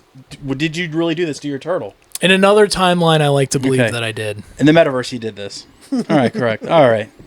Shout out Jamie Lee Curtis. May you live forever. Wait a second. So, like, do you get like a discount? Yeah. Do you get a discount on like your home? Like, all of a sudden, you're like, well, everything looks great. You know, it's a good schools area. You know, the property's just beautiful. It's like, why is it so cheap? And you just get there and there's just menacing tortoise in your back fucking yard staring you down. It sounds kind of chill. I wouldn't mind a tortoise. You're like, damn, I could really build a deck on this. And then tortoise just like shakes its head at you. She's like, nah, dude. Nah, all you got to do is bribe it with leaves of lettuce. They love that shit. Shout out to lettuce. All right, question number 4. Moving right along here. And the troops, lettuce in the troops. Hashtag Jamie Lee Curtis strong. Question number 4. Do you think Ghislaine Maxwell would have gotten probation if she wore a Who Farted shirt to court? No, I don't think so. That's correct answer. She wouldn't have. Follow-up question number 5. What about a hat that said Bikini Patrol? Oh, she would have got more if she did that. I don't know, man. It depends on how cool that judge is, dude. It depends on if she was the Wait, one wearing I'm sorry. the bikini. Are you taking her side in this scenario? I'm just saying, if I'm a juror and she shows up with a little bit of whimsy, you know, just like, hey, like everyone else is all like dour and has their head down and like worried about the gravity of what happened, you know, all the exploitation of children, but she just had this shirt that said, Who Farted? And a trucker hat that said fucking Bikini Patrol. I'd be like, I don't know if she did it, dude. She seems like she's too radical, too fucking gnarly to do something like this. Though her being on an island makes total sense. Now, this is kind of along the same topic. Not to get too much into this. Excited. Number 6, harsher repercussions. A pedophilia conviction or a Wendy's spicy chicken sandwich. Which has the worst repercussions? Oh, you mean, is this with regards to the lava poops? Yes. I see. Yes. Even the edibles didn't mask that pain. I still gotta say pedophilia is worse than a spicy chicken poop. That's true. All right, thank you. Because there's Seems like a trick question. I want to jump in here. Okay. If I Too can. obvious. You want to be the counterpoint? I want to tag in. Okay. I think a lot of pedos get off. Like not That's a bad place to Not in the- pause in that sense. not in the not in the punny way. Might want to complete that sentence real fucking quick, pal. I think they get off very light in sentencing. Yeah. But a Wendy's spicy chicken sandwich will fuck you up It will, dude. much harder than a It will, judge dude. will. Oh, is that a thing? Pedophiles get off easy? Is that like a criminal justice? Depending on who Yeah, their more of friends a are. Catholic thing. Because I know. Well, yeah. Depends on the context. Yeah. The milieu. Depends on what kind of uniform they wear. Ain't no many patri. All right, let's get a little more lighthearted here, guys. Question number 7. Nah. Question number 7. God. Should I get Cake Boss tattooed on my knuckles? CAKEBOSS. Holy shit! It works. Mm-hmm. I don't think you can't not do it now. That's the correct now, answer. Can you? You got 2 rows of knuckles, 3 rows of knuckles. Holy shit! You Yeah, could so do I- Cake Boss. Something else clever that I came up off the top of my head. A third thing that was also clever. I was going to say butt drugs, but that's too many letters. That's all right. Just spell drugs with a Z and it'll fit. No, it'd still be too many. B-U-T-T, right? You got to stick one on a thumb. No There's one wants to probably do like that. some Germanic letter that's like a G, but it's got a Z thing going on. True, like, That's if I put like gotta a be umlaut thing. over it. Yeah, Are we going to skip over the fact that he just pulled off a triple negative? I liked it. I thought it was ballsy. I don't think you can't not get that. I liked it, dude. I like people that... I'm impressed. I like people that freestyle their fucking sentence structures. I can barely All right? read these news stories, This so dude- I'm this dude's a renegade, dude. Is now a good time to mention that I have a master's from City College of New York in English? That's why I'm asking your advice on the Cake Boss tattoo, obviously. And that's also why I asked you about Ghislaine's legal troubles. And you answered correctly. So, obviously, that master's degree worked. All right.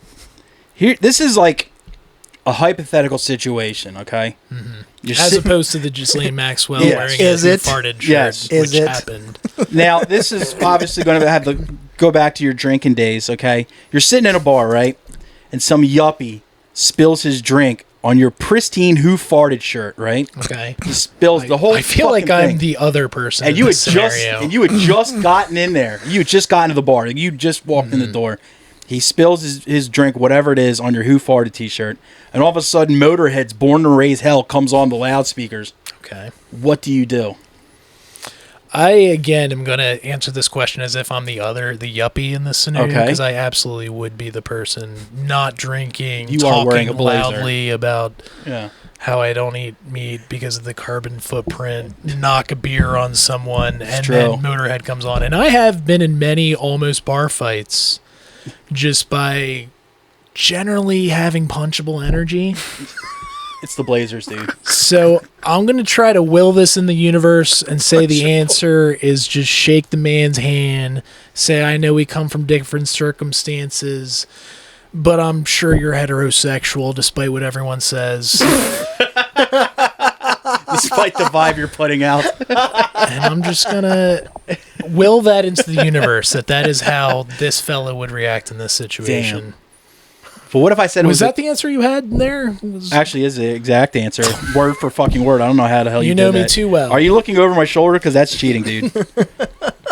That's not honest. All I right. am looking over your shoulder, but it's not Now, helping because I can't I don't. read. I know you said you have a master's degree. I'm sure it's nothing to do with the medical field. No, it's So, but this fine is a arts. medical question. I'm gonna ask you to chime in on it anyway. Did you know that the original technical term for nearsightedness was bitch eyes? It's like No, Yeah. I didn't. Thank you for informing me. I didn't know that either. So the question made Which no one's sense. myopic? Is myopic nearsighted or longsighted? It's got to be nearsighted. I think it's 'cause nearsighted. I think it is. Cool. Thank you. I'm talking out of my I ass. finally get It's Lord not- of the Flies. How did that happen? Piggy was myopic, and they used the glasses. That's true, man. Tommy knows what's up. It only Dude. took me 20 years. I just got it. I was fucking so sad when they broke his glasses, dude. Because I was just like, dude, I've been there. And when he had the conch in his hand and they still weren't respecting him, dude. Fucking shout out Piggy, dude. You're a real one. Yeah. If only, you know, you existed in today's culture, they would have fucking accepted you for what you are, let you piss in any women's room you wanted, with your mom there. Okay. You know? Took a Fuck weird yeah, dude. turn. I'll also up for Pinky. Yeah, dude. Piggy. He would have been able to finish Elemental. Piggy? This is a good boy. Yes, sir. All right, question number 10. He would have known how water and fire fuck. That's true. He probably already knew. That's probably what he was going to say with the conch shell when he had the floor to talk. He was Oh like, my God. guys, but they just wouldn't fucking listen. Imagine. And that's why that whole island, he's out. And that's why that whole island devolved into chaos. We could have known this Yes, years Decades? ago. generations. Damn. That book is mad old. Yeah, that was like one of my first summer reading lists. So yeah, that's like 1913. Question number 10. Moving right along here. At what age did you find out that a trap house didn't actually contain any traps or snaring devices? Literally just now. A trap house is a place where they're selling drugs. Allegedly. It is also a genre of music, presumably because people originally who were in that genre of music were in the Chicago trap houses or something of that Shit, nature. you know more than I do. I thought it was like music that was based around like the lifestyle of Kevin McAllister from Home Alone and The Predator. But apparently, I looked it up. I was like, why is it called Trap House? And it's like it's in reference to like, yeah, crack houses and drug dens and stuff. I'm like, oh, cool. no traps? That's stupid. See, that's what I call humble intellectualizing, because I didn't know the answer to your question, so I just said a bunch of stuff that I did know about, but said it as though like, oh, I don't even know. I don't even have to do it. It's like, this dumb guy, he doesn't fucking know either. Only thing he knows about is Lord of the Flies and Who Farted t-shirts. That's stupid as shit. Oh, man. That sounded like a correct answer, in my opinion. I don't even know what my answer is, honestly. Do you have brothers? I have one brother, Older, younger? older. Older? I'm the youngest of four. Okay. Oh, Jesus. Then you might be able to figure this out here. Do you think that Donnie Wahlberg can still fuck up Mark? Donnie's older. Yeah. Donnie was the new kid on the block. Then Mark was part of the Yeah. Funky Bunch. No, I think Mark would fuck him up. I mean, yeah, he's like more physically fit, but I don't think no matter how physically fit you get, I think older brothers will fuck you up. Unless they have like, you know, severe alcohol and drug problems, obviously. Or unless the younger brother has been practicing on minority groups of various different continents. What? He was helping that Korean guy, you know, get a new face. I mean, jeez. He's like, I'm finally coming into 2023. I'm going to punch a white guy in the face. Let's go. Maybe, damn, we should get Donnie Wahlberg to fuck him up just to do it for the Koreans, dude. Mm-hmm. Damn. Shout out to Korea. Only the South one. All right. Are you a fan of the band Slayer by any chance? Not particularly. But you know who they are? You might yeah. You might have heard a song here or there. Chugga. Yeah. Yeah. Pretty much spot on. Mm-hmm. I need you to finish a Slayer lyric. This is the last question. This is for all the marbles, dude. All right. Little ditty about Jack and Diane. Okay. Two American kids. Little ditty about Jack and Diane. Jugga. Dude, Slayer's here. It's a bit about American land. Growing up in the heartland, American land. Close enough. All right, hell yeah. Close enough. Oh my God, is that a perfect score? It's a fucking perfect score, dude. Dude, circle Out of the park, dude. I told you, Dad. I told you I'm and smart. older brother. They said I couldn't, but I did I told it. you that SAT crap was bunk. You said Slayer was pure noise. Well, guess what? It got me a right answer at a stupid podcast on a Tuesday night. Kind of right. And that's it for Gripping Inquiries. You fucking did wonderfully. Oh, thank you. And you actually taught me about trap music more than I knew about it. It's true. That was something I was actually researching this weekend while on drugs and on the toilet. That's a great thing to research. Yeah. Man. It is the thing to research. Nothing, you know, useful or anything. Why would it be? Yeah.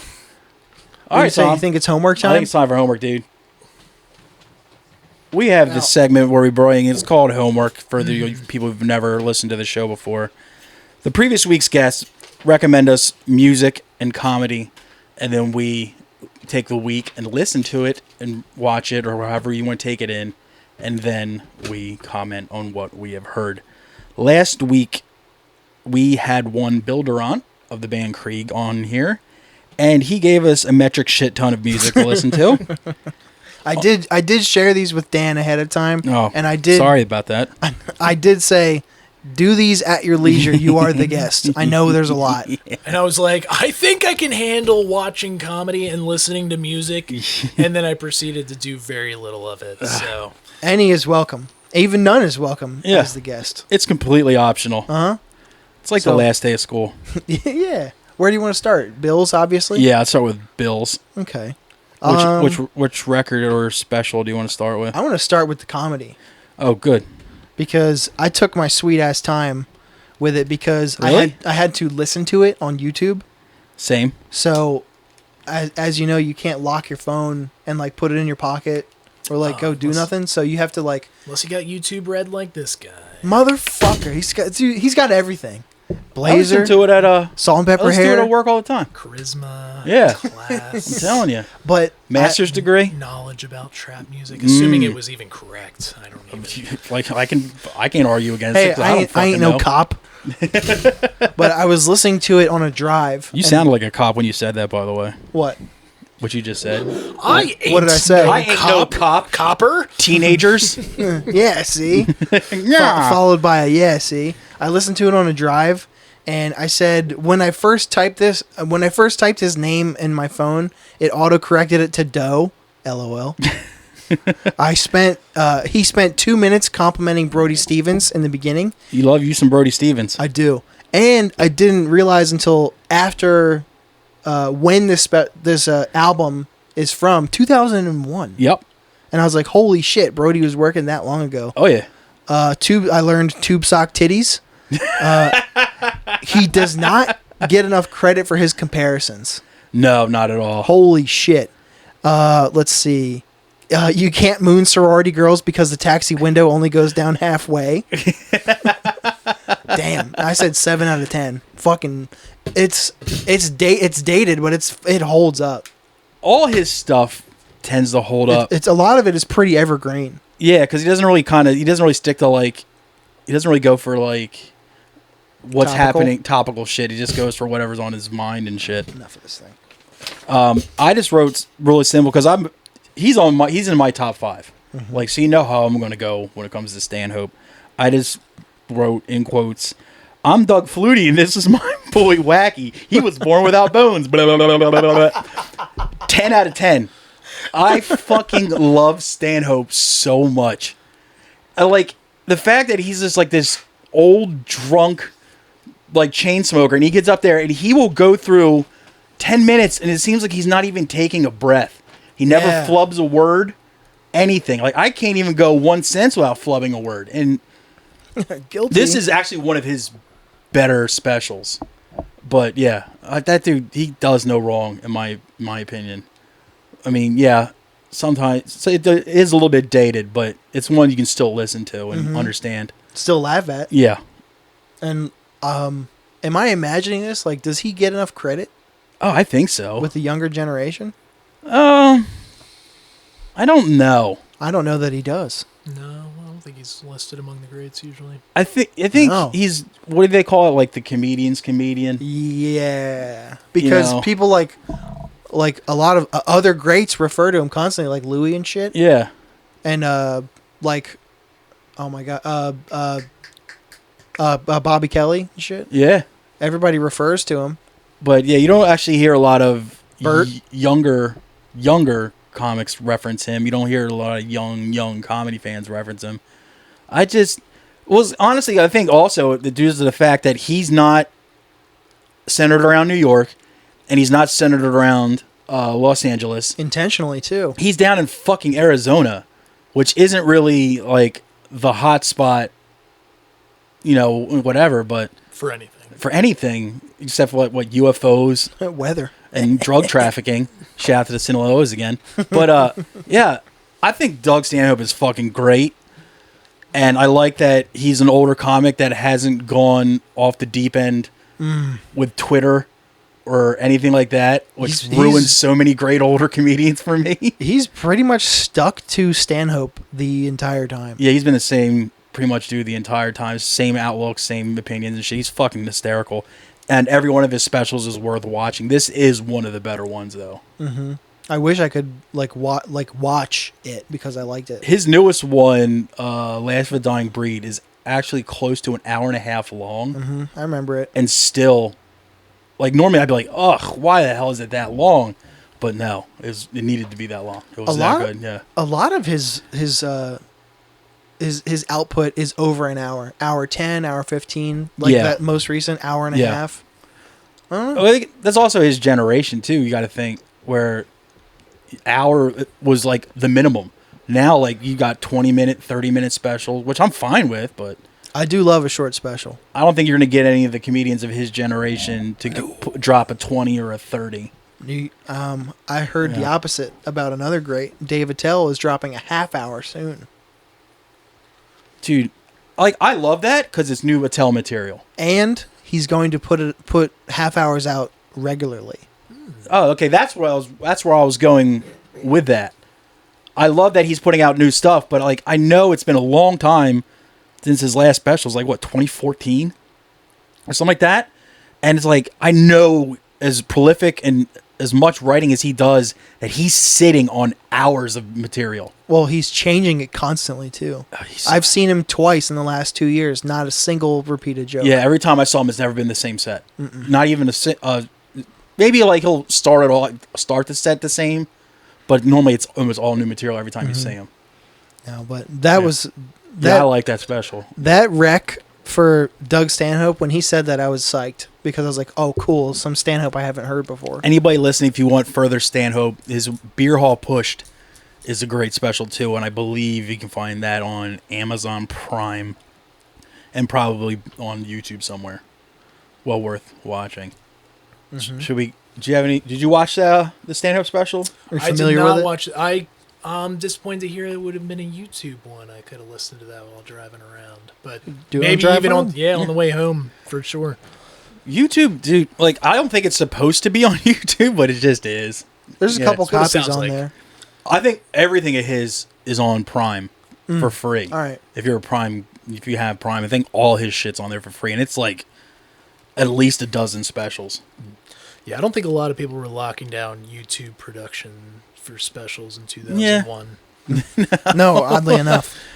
You're like, I'm dropping my new special on E-Bomb's World. Or E-Fucked.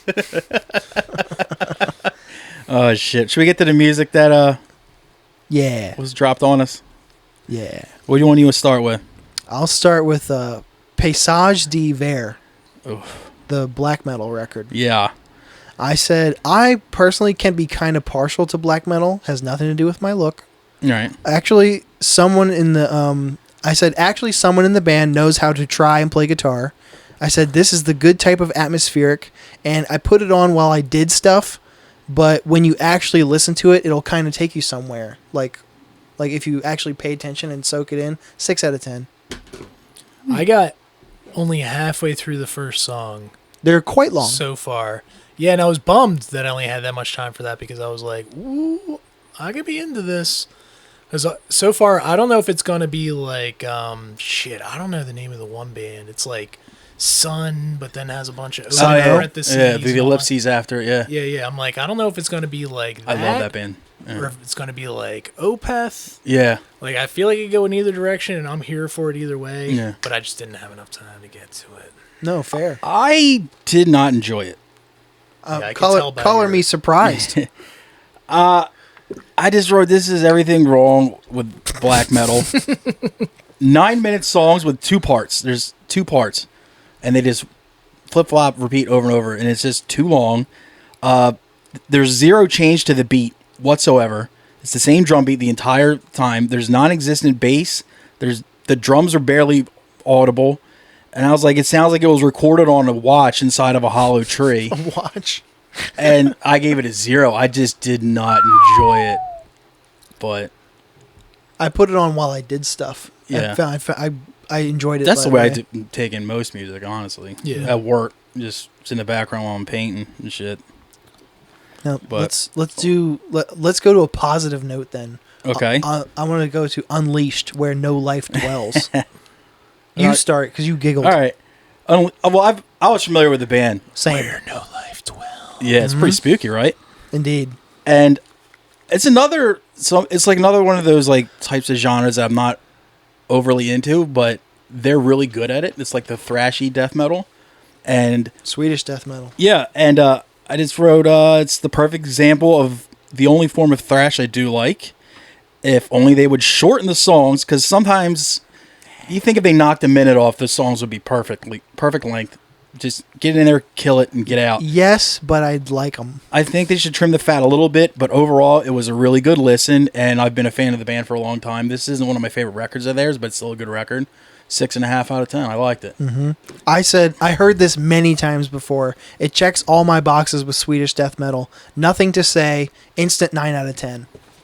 And also, Unleashed makes the coolest long sleeves. They really do.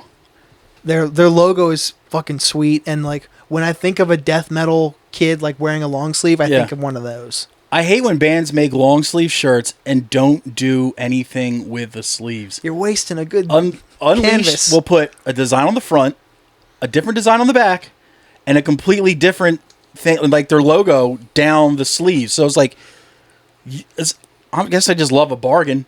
You're getting all your bang for your buck. But yeah, I love that shit. But do you want to move on to Gutted? Gutted. Bleed for Us to Live. Yeah. I said, also heard this before, and I was saving it for a time slot. I had nothing else to do but listen to it, because I haven't listened to it in a really long time. Same. And I said, the less thrashy Morbid Angel's nephew. Lots of dynamics, not boring at all. Great use of the first track to suck me in, plus the sample. The vocals and lyrics are actually my favorite part. Yeah. And then I said, there was a time where like a bunch of people in like Bill D's friend circle were all posting about that song Chopped Up at the Altar. Yeah. And it was like making its rounds, and that's how I found out who they were. Right. And then next thing I knew, it was that chock full of guts, skeletonized, kicking the corpse, and I said, this album is backloaded as fuck. 8 out of 10. I'd heard it before too, but I hadn't listened to it in a good chunk of years. And I just wrote, it's just standard classic style death metal. I didn't realize how old it was. Yeah, it's pretty old. 94. Yeah. I was like, but I say standard classic style death metal, but if it's not broken, why fuck with it? It's a solid listen front to back, and I'd love to see this. I've never gotten a chance to see them live. I don't even think they exist I don't know that anymore. they've played anymore. And yeah, 7.5 out of 10 for me. I mean, yeah. There's nothing that's going to blow your skirt up as in like innovation, but if you just want something heavy to put on, yeah, it's great. I listened to it in the gym. Yeah. Fantastic. Dude, do you want me to go with what you brought to me, or wait, did we finish all Bill's shit? The fucking laundry list? It was 3 bands. Yeah, 3 bands and a special. Yeah. Do you want me to go with what you gave me, or yeah, you go. You want me to go? What do you want me to start? Comedy or music? Comedy first. Comedy for me. Find it. Nick Griffin. Here he is. Nick Griffin's Cheer Up. All right. This is going to sound petty as fuck. All right. The material-wise, he's good. He's really good. I really liked the special. Like the jokes, fucking solid. He's also really good at using quiet. Like he does, having just no talking, like not a good many people space let it between breathe. jokes. But it's not to he doesn't know what the fuck he's doing. You can tell he's doing it intentionally to let people soak it in, and he's really good. Where's the butt? The fucking blow your nose, dude. Blow your nose, Nick. The whole time, all I heard during his special, during his jokes was. And it's so loud. I'm like, dude, get that fixed. Or fucking do a special with a CPAP on. It's like, Jesus Christ, how many times have your nose been broken? It must be a tick or something. It was distracting, and it was just and he's not even a fat fuck like me, and he's sounds like me when I'm just went on a jog. And when you have the downtime and the quiet, and it's quiet, cool. But when the downtime and the quiet is just, it's it was nails on a chalkboard. I understand. I understand. What sucks, understand. But everything else about the special I thought was fantastic. I thought he was hilarious, and I'd never heard of this guy before. But apparently he's an old soldier, has been around for a while. Yep. And he has other specials up that I've added to my queues and stuff so I can watch them later. But for some reason, just a fucking deviated Zeppelin going over the special was driving me up the walls. And this was a non-edible day, obviously, or else I wouldn't have given a fuck. Shocker. But yeah, I was just like, this is really funny, but god damn it, this is bugging the shit out of me. But he also was a writer on Letterman. was he? Mm-hmm. I fucking love Letterman. God damn it. But yeah, it was really, really funny, and I'm going to check out his other specials and hope he was just, had a little infection that day. Was this new? It's recent. 'Cause it's very recent. He is about to drop a new special this year. I think it did drop already within the last day or two. Oh, then maybe it did because it's not your favorite pod, but he had a great episode of We Might Be Drunk this past week, and he was talking about it. It was actually like a couple days after I listened to this special, it just came up in my recommended YouTube shit was a new special. Yeah, it must have just came out then. So yeah, I'm going to watch it when I get some spare time. Mm-hmm. I liked it, but yeah, that was just so distracting. Breathing can single-handedly kill. Yeah, that's where you can tell if nerves are happening. Recorded audio, dude. Yeah, noise matters. I'm sure I've breathed into the mic too much tonight. So. No, not at all. And I think you're gonna make up for lost time. He's trying to breathe up all our air and kill us. I'm not actually, because the mic doesn't smell great. He's good. Our last guest did have horrible breath. Shout out Bill. No, and it's like if I was like had a cold the day I was gonna record like a special, I might postpone it.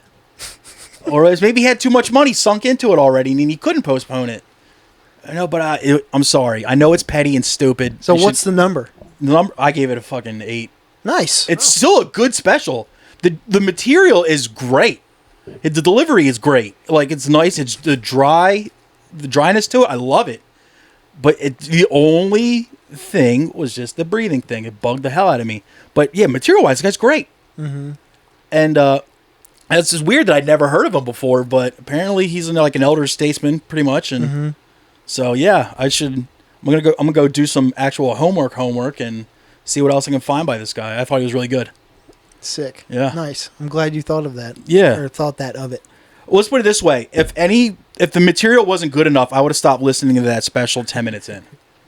That's how distracting it was. He's so funny that I put up with his fucking breathing. With mouth breathing for an hour, dude. Stupid fucking... And I know it's a petty, stupid thing, and I'm sure he can't control it, but it's like... We're humans, man. I've not enjoyed stuff like that. Yeah. Because of reasons like that, too, so I hear you. And I hate doing that, though, because I feel like I'm taking away from the actual material. I should just concentrate on that, but I was just bugged for some reason. Musically, you brought me The New Regime, Speak Through the White Noise. Mm-hmm. This I did listen to while on edibles. I know I keep referencing edibles this episode. I'm getting a little hack at this Someone point. tell Dennis that he's cool. Somebody please. I'm 44 and I need validation. I just wrote, these fellers really like old Radiohead, which is fine with me because I also really enjoyed old Radiohead. 7 out of 10. Wow. It sounds like shocked. old Radiohead if you took the Britishness out of it. And yeah, I liked it. What was this? This was the drummer from Nine Inch Nails or something? Oh, is it? There was some kind of... something Googleable. But yeah, because when I listened to it, it was definitely very 90s, early 2000s. No, I think you're 100% right. In the voice, especially in the singing, especially, was very 90s, early 2000s. Mm-hmm. The guitar work was where I was getting the Radiohead vibe for, which is fine because I really, really liked old Radiohead when they still used guitars before they got all electronic and strange. But yeah, I enjoyed it quite a bit. Yeah, I liked it. Nice. I don't know shit about them though. Me either. They are British. I'm gonna feel like a real silly goose. It's like if you took all the British out of them, they're at home like, what, mate? You know, they're all like in it. They're all like, I'm just shatting in the loo, by crackers. I hate myself. All right. I'll start with my music homework. All right. Because I need to start on a low note. Oh no. You assigned me Avails over the James. Yeah. I just said nope. 0 out of 10. Jesus.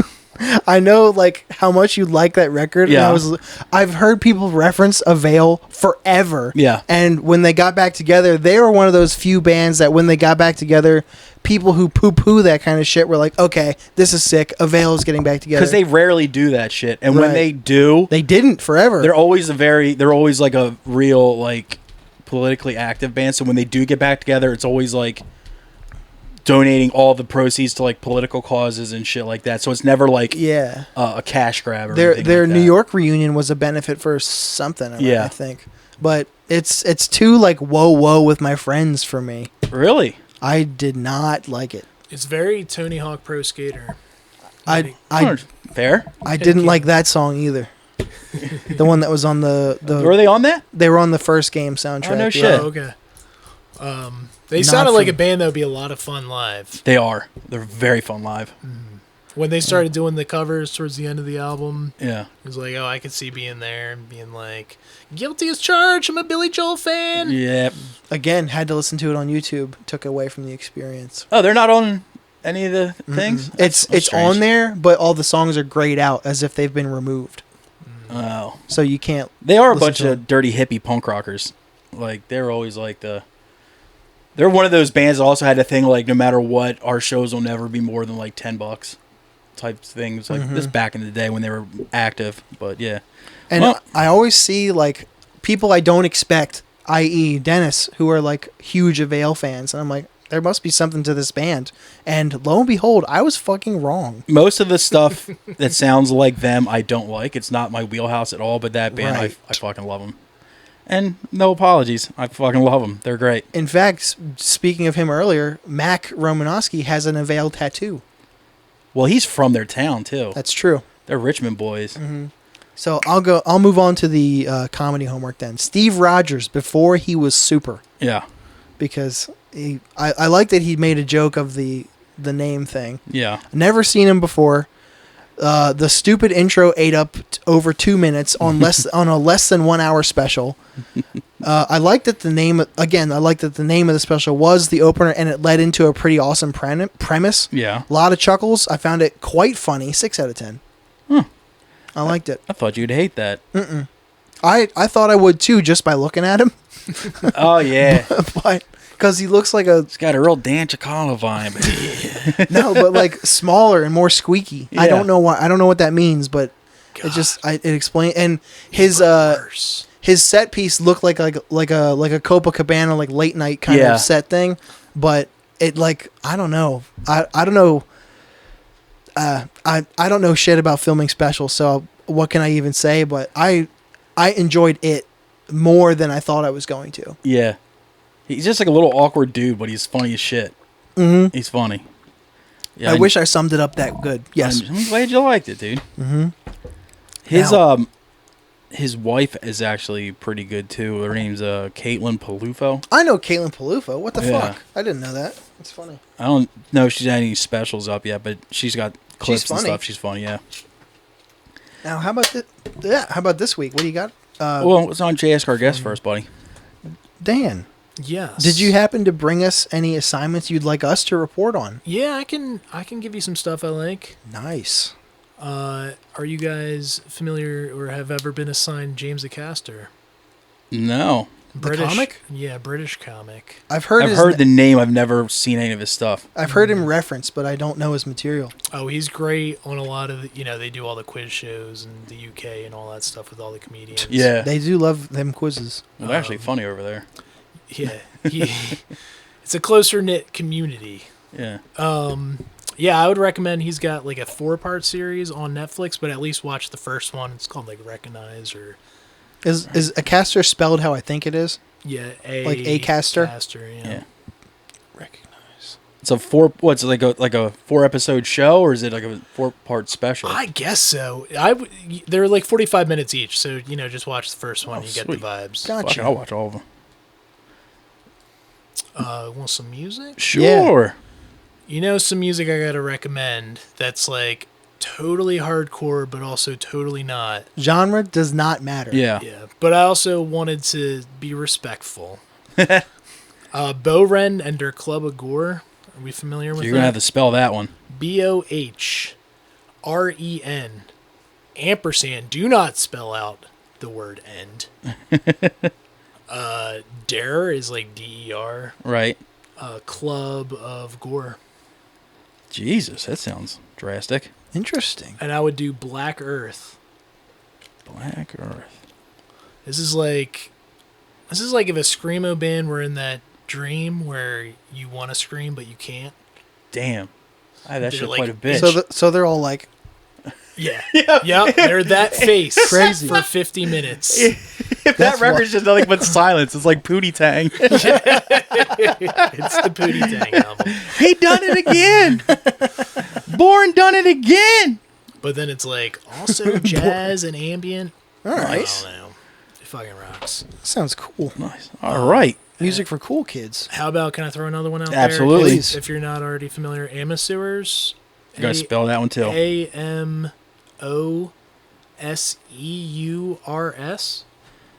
And I think it's an eponymous album, if you know what I'm saying. Yeah. I don't. It means self-titled. Oh, It's a cell. that would be S/T in my Yeah. language. Eponymous is also, yeah. for Alright. us pitchfork reading folk. Nothing wrong with it. All right. Sounds good to me, Throwing dude. out his periodicals, dude. Nice. Look at Mr. Reader over here. brag. All right. Look at a master's degree. I read periodicals. Is it actually a self-titled release? Yeah, I just looked it up. It's Okay. actually their third album, but it is self-titled. Nice. And it is spelled like that. It is. Oh, Man, no, I fucking- spelled it wrong. Fucking nailed it. God damn it. Amesoeurs. That's way too many vowels, dude. There's a lot of them. Monsieur. Sure. They are French, so they're not just being pretentious. Yeah, the French love vowels, dude. I don't know what their problem is. Hey, it's enough with the vowels and more of the fries, okay? It's like, hey, guys, calm down, will you? Yeah, when I'm doing my French Wordle, I'm like, come on, guys, calm down on the vowels. Hey, it's like wee, you know? We get it. What do you got for me this week? Oh, fuck. Where is it at? I had it up here. Well, as far as music, this is something softer, because I figured I've just been on a soft kick lately. Where the hell I had it already? It's a band called, you ever heard of a band called Cat Power? Yes. And Cool. One of the best names. Not Euro. Great name. have you heard them before? Nah. I want you to check out the album called Moon Pix. Pix is spelled P-I-X. Moon, how you normally spell moon.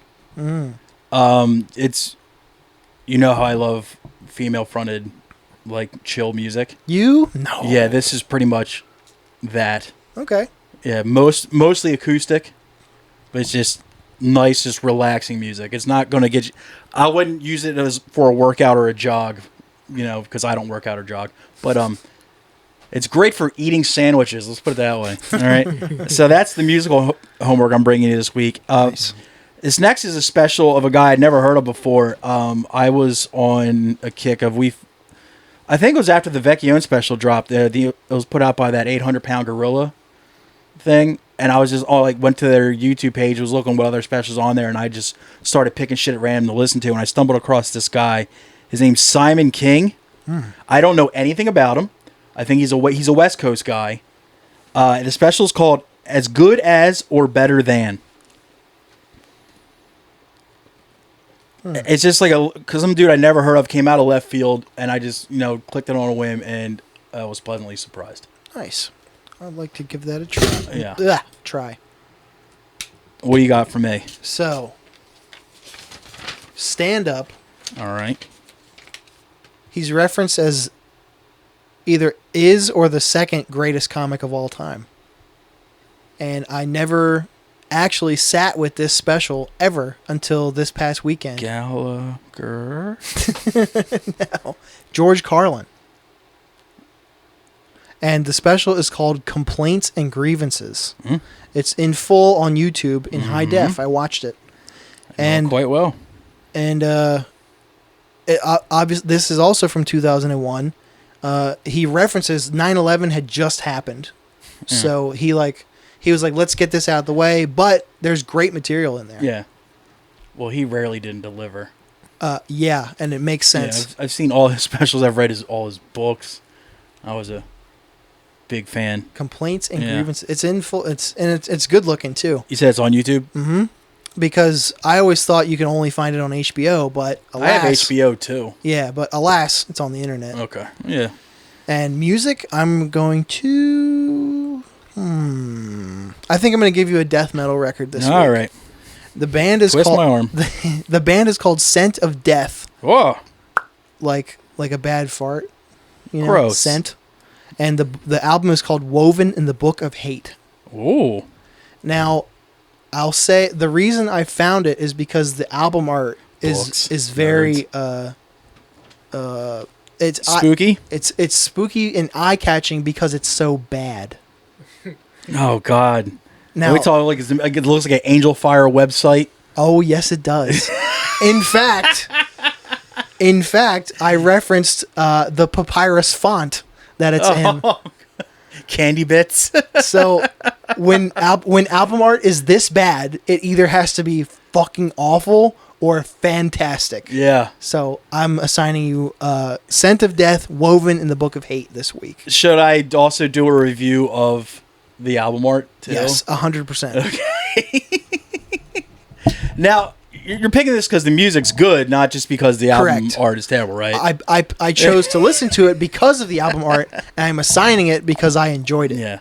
I'm assigning people to sign up for our Patreon at patreon.com/IRRAND. Flawless plug. ILL. Is that full frontal of Jesus? It is. The original version is, yes. Nice. How's he hanging? Can't tell if How's his stalk? he's a white man with a brown penis or if they don't know how pubic hair works. Well, it was a long time ago. I feel like they knew how pubic hair worked. I think they were super familiar, actually. It's everywhere. And once again, on 10th and Orange. September 8th. September 8th. Theater N.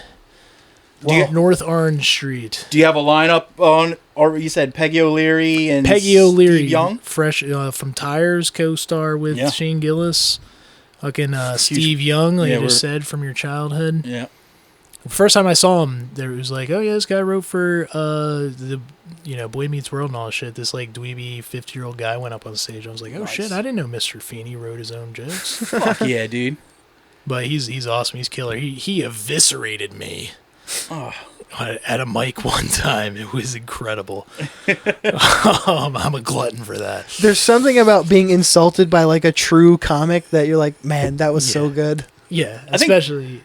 I've always had a thick skin, but the thick skin never works when the jokes are bad. But when people are giving me like fat jokes or whatever, and it's actually fucking funny, I'm just like, all right, yeah, you're good. You win. That was good. Fucking who the hell is it? It's gonna be hosted by Jay Simpson, who's like a musical comedian, DJ, MC. First time I saw him, he was spitting New Slave parody, like hot fire. Shit, was it New Slave or was it Black Skinhead? I don't know. Something from Kanye West, I Am a God. And it was hot fire, and he's going to be in the building hosting, so I really look forward to that. Michael Beavers, who is on to the next round in Philly's Funniest. Sick. Nice. And do you have any other shows coming up? Yeah, so that's going to be monthly. So September 8th, October 7th, and then it's the first Friday. First Friday? First Friday of every month, except for the first two shows, because we like to keep you on your toes. Ooh. Yes, awesome. Sir, yeah. October will be all clean, so bring the church, bring the fam out. Bring the toddlers.